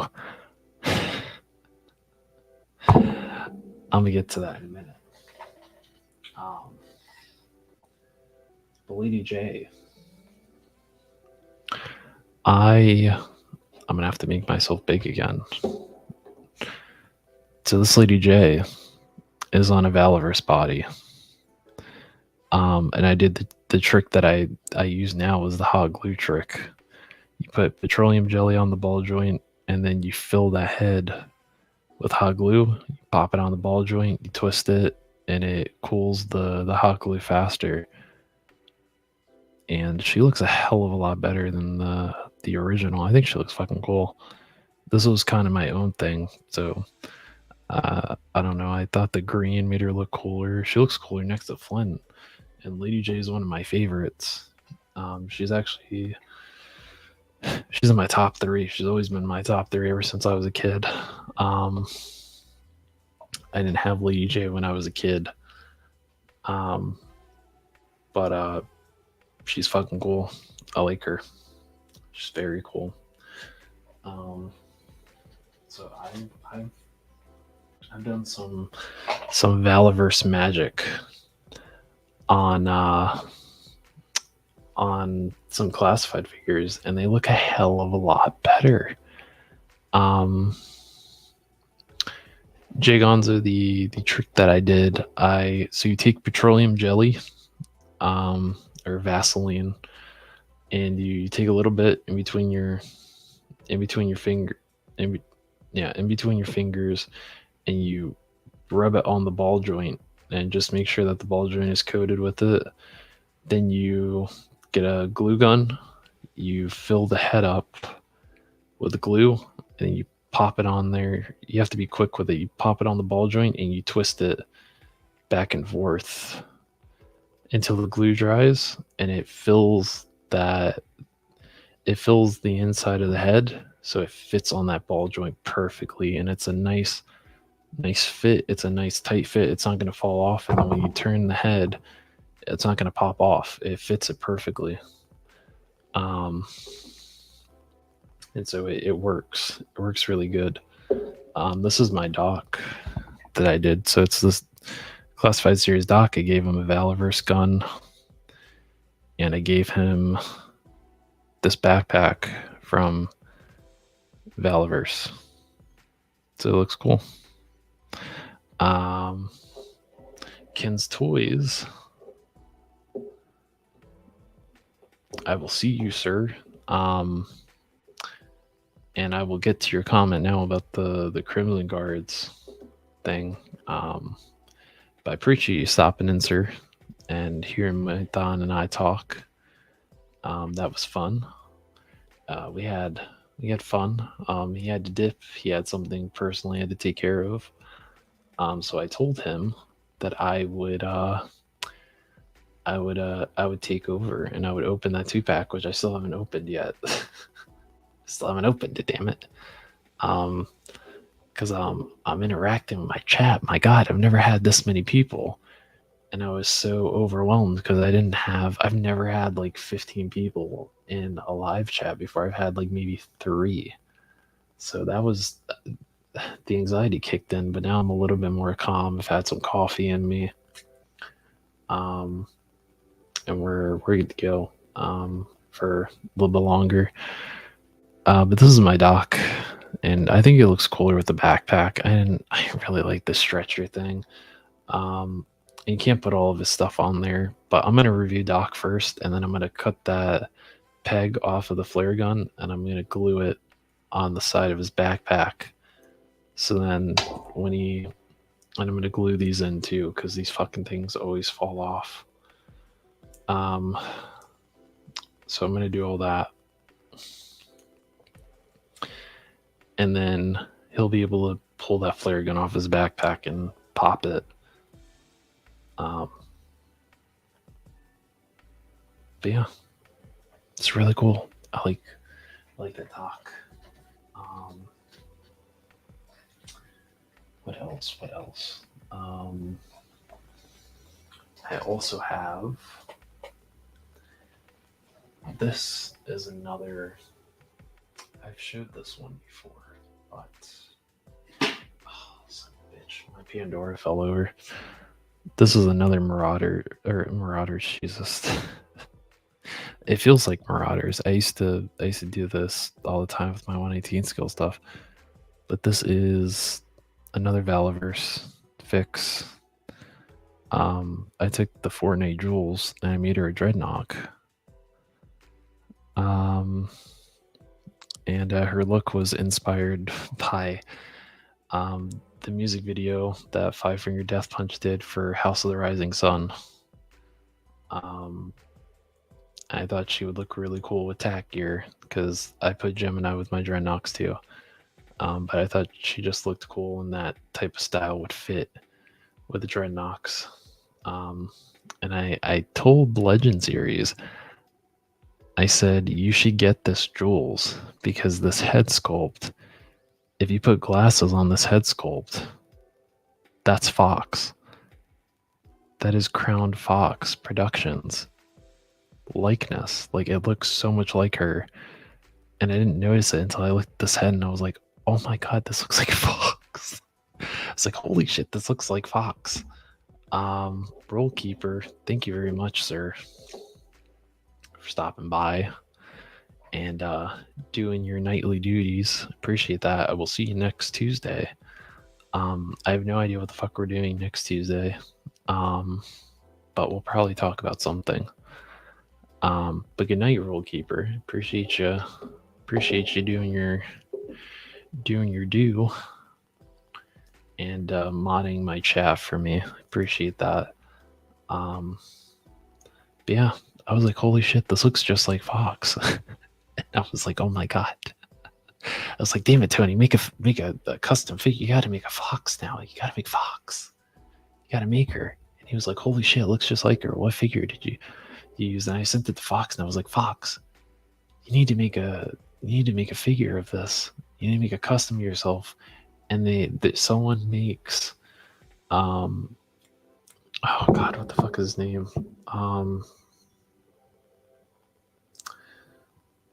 On eBay, GP Slot, he sells a pack of 1/12 scale glasses, and they have Fox's exact glasses. And I was like, all you have to do is you got to pack those glasses, take those glasses, you paint them to the color of your glasses, and you just pop them on the head, pop it on the body, and you have a fucking custom Crown Fox figure. And he was like, oh shit, I gotta get that figure. And I let him know. But she was at Ollie's for a minute too, but she's a really cool fucking figure. I like her. She's also one of my favorites in Fortnite.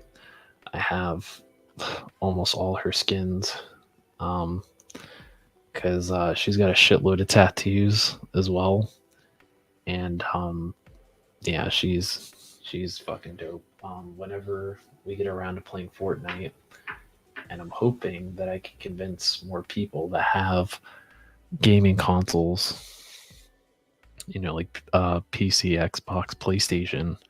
I'm hoping that I can get you guys on Fortnite, so then we can get like a community Fortnite thing going, where we get like, you know, me and 3 other people from the community, and we start playing Fortnite every occasional Tuesday.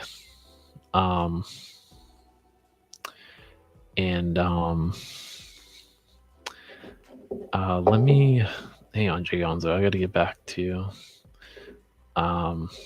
Ken's Toys thing, because I forgot to talk about this before he left. But with Ollie's, so Ollie's did get classified series stuff, and I scored a couple of Crimson Guards, but I only kept 2 of them, and I gave one to my man Mock, SME Toys, because I picked him up one, and he really wanted 2, so I gave him one of my extra ones, because I mean, they were going like hotcakes when I went there.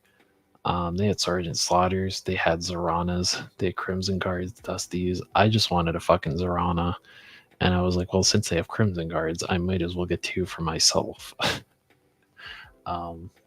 So I have 4, and then I also have this lady that is also with my Crimson Guards.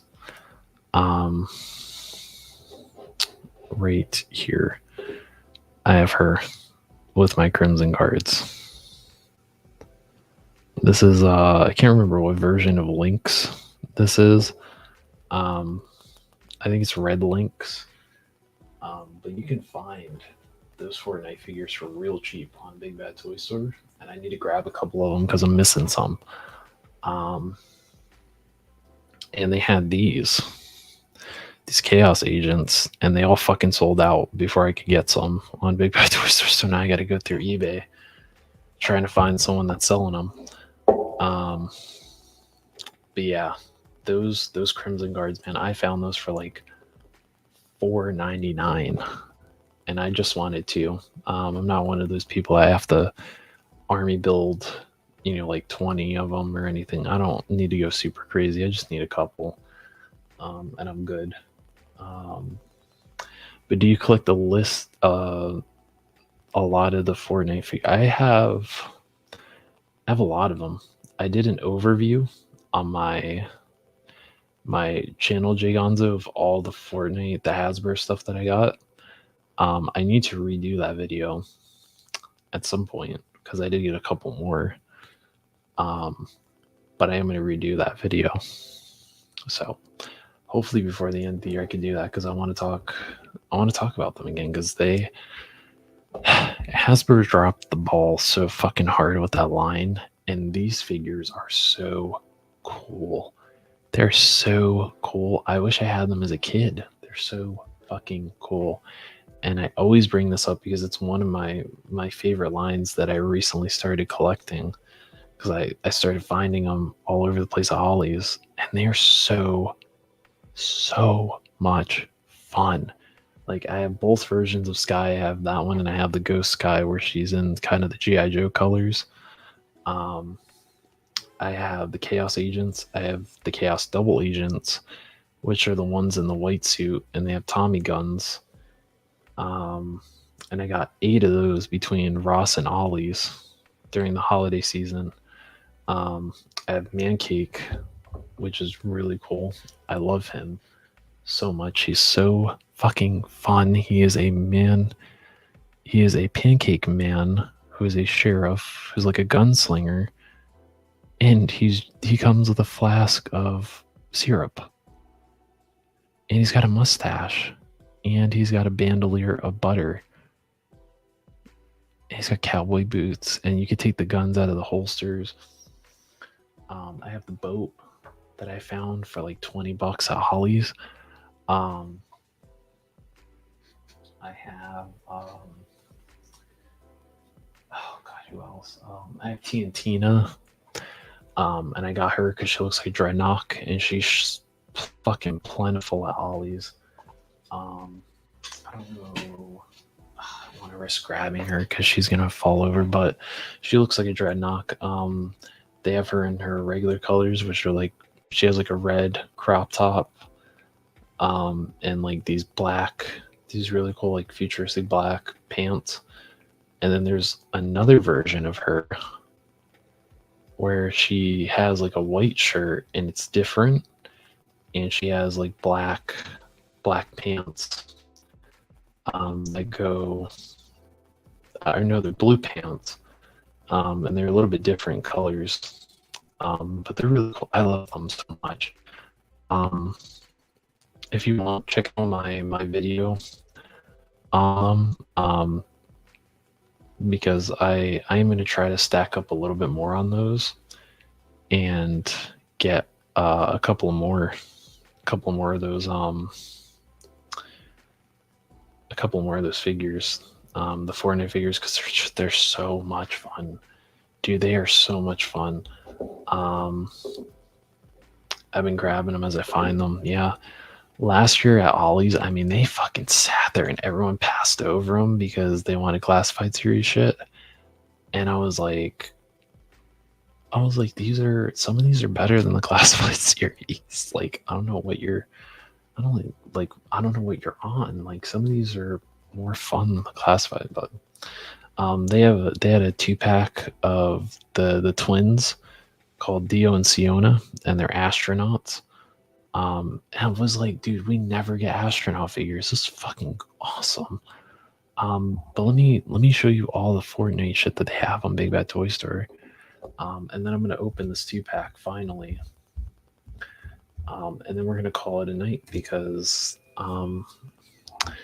Mython had to go and it is already 12, and I kind of want to start shooting the stuff for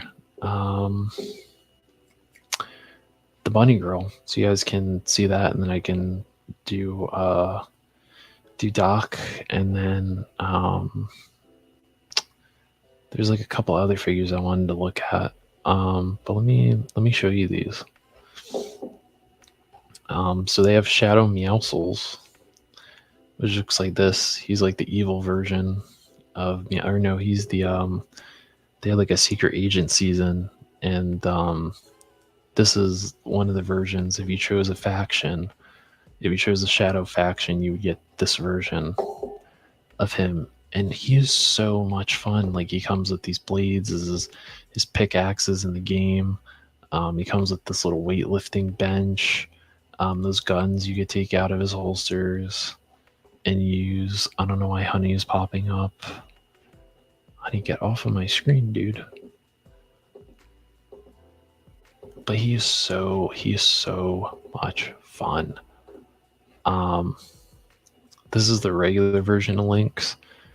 I used to use her as a futuristic Catwoman, and then I fucking lost her.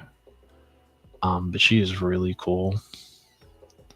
In the game, she's a thickie, so she's got cake. She's got this cool little thing. She comes with P9 to your pickaxe. She's really cool. They have the boat, which I have this boat. I had it for $20 at Ollie's. Really fun. You can fit a shitload of figures on this if you pose them the right way. And the base is that. Stop showing me that. The base is the water, and you plug that into the base, and it looks like it's floating. Like it looks like it's actually going on the water, which is really, really, it's really cool. I have it sitting on my shelf right next to me. These were showing up for like $1.99 at Ollie's. These, and they came with guns. And you can, if you can find them really cheap, they're worth it because you could strip the stickers off. And people sell decals that will fit those arcades, and you can make custom arcades. Brutus, I have this dude. I got him at Ollie's too. He comes with this really cool case, like weapons case, and you open it and it has parts to make a minigun, and then it has that gun. And you can have him like hold that. The shark, I got the shark at Ollie's. I'm gonna do a review on her too, Sky and Ollie, because she needs some love, man. She was like my third figure that I ever got. I got Midas Rex first, and then I got Lynx, and then I got Sky. She is showing up at Ollie's too. Lexa, she's really cool. Cheetah actually gifted this to me as a Secret Santa gift when she first came out. And she's so cool. She's like this really cool, like cyberpunk, Blade Runner, iRobot looking character. They have this guy, the Aerial Assault Trooper. He was showing up at Ross. This wave never hit stores. It was like when the line got canned. And he's cool. He can fit into your G.I. Joes, stuff like that.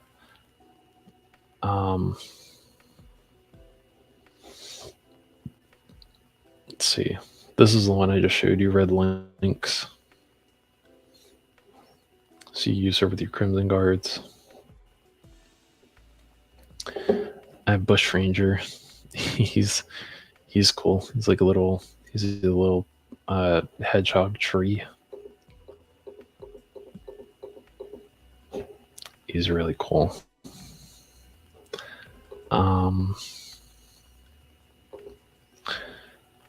Let's see. This guy was clogging up Ollie's. This guy here. But what's cool is he comes with this beatbox.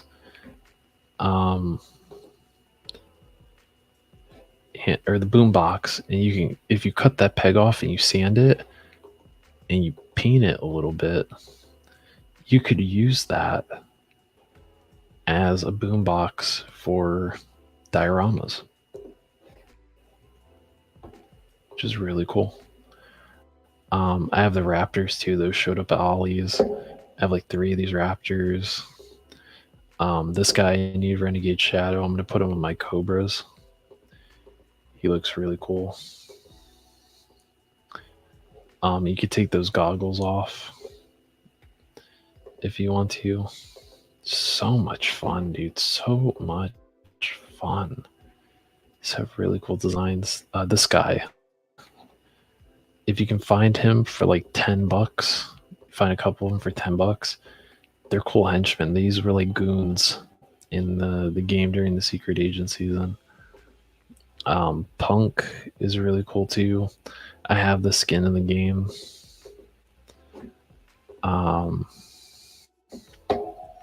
Yeah, they're really fun figures.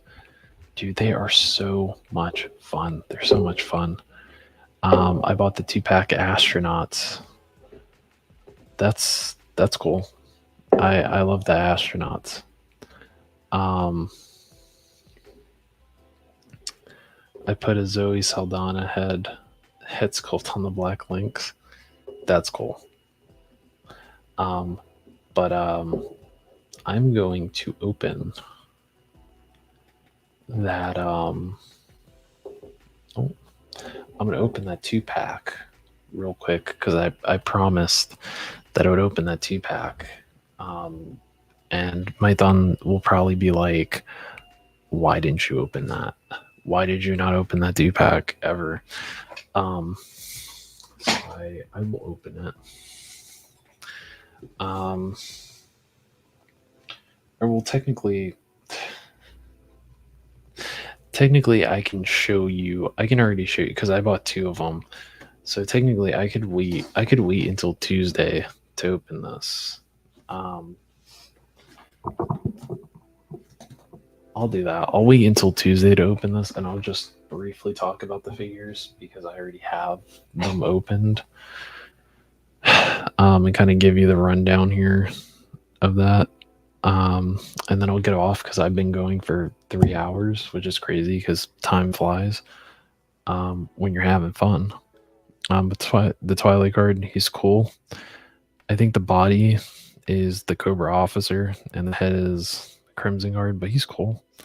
The cape is on like an elastic, and all of his guns are like purple themed. But he can't hold like the gung ho guns that he comes with. He can't hold those. Like he can't 2-hand them, so he has to fucking Rambo carry them like this and shoot. But other than that, he's really cool. I like him. He's very cool. The one I have an issue with, sadly, is the Steel Corps Commander. I have issues with him. He's a bit of a letdown. His guns, yes, they are a little bit less of a gummy plastic, but his guns kind of suck. They're the same as the Steel Corps 2-pack, and he comes with the gun that I think either Rock and Roll came with, or I think Tunnel Rat came with this gun. And on top of that, Hasbro, the cheap bastards, they gave him this holster, right? But they didn't give him the fucking pistol that goes in that holster. Luckily, I had an extra one from Wolf Spider because I replaced his pistols, but the greedy fuckers couldn't even give you the pistol that goes in the holster, and the pistol they give you goes back here. So why give us the holster with no fucking pistol? Like, you can't rely on everyone to have the shit that completes the figures. It's weird. But he's cool, but I don't know, dude. I like the Twilight Guard more. I like him more. And I'll do a review on these if you guys want. I'll do a review on the 2-pack, and kind of give you better thoughts on that. But yeah, man, it's a bit of a bummer. I don't think it's definitely not worth $54 for that. I would wait until these go on sale on Pulse, and then I would get them. But otherwise, they're kind of a bummer. So they're cool, but the Twilight Guard is really the winner of the 2-pack, and I would wait. Honestly, I would wait to get those. But with that being said, we have been going for 3 hours and 18 minutes and a handful of seconds. So I'm going to end this. I do appreciate everyone that came through. Holy shit, I cannot believe how many people came through to the stream. Thank you so very much to everyone that came in. Thank you to Mython for sharing this. I shared it too to try to get the word out. And I'm sorry that I didn't really get to talk to you more, Mython. And talk music and all that stuff. But like he said, we will do a part 2. And we will get more into it.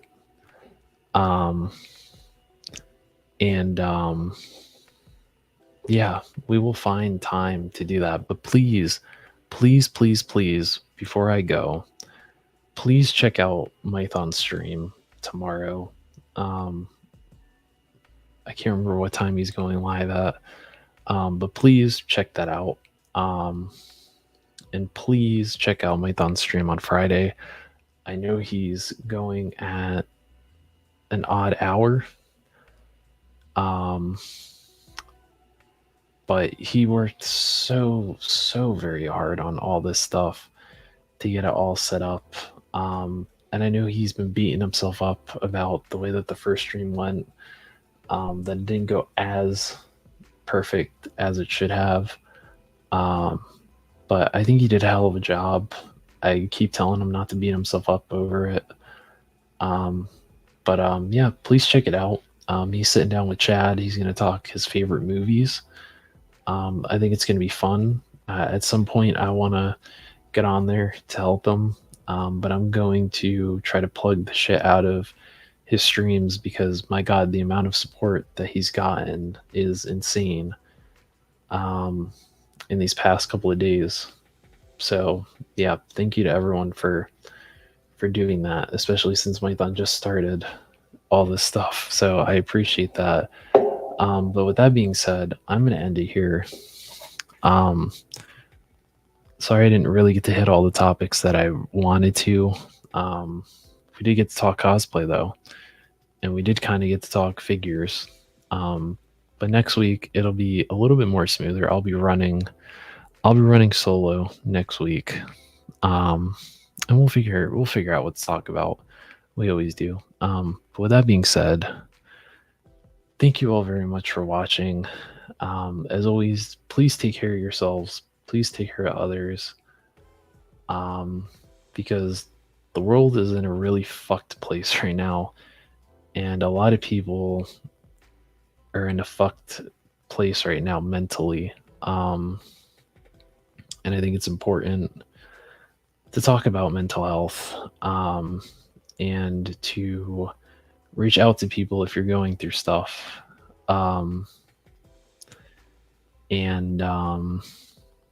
If you see someone that's struggling, please reach out to them. Please pick them up, because we've lost way too many beautiful, beautiful souls to demons that they were fighting alone. So with that being said, like I said, I'm going to end it here. Again, please take care of yourselves. Like, really, please. I love all of you. I would love to see all of you continue to be in my chat. Because without you guys, I am just a bumbling idiot that talks onto a camera. But with that being said, thank you. And I made a outro. And hopefully you guys enjoy it. Take care, guys. Can Stitch say goodbye?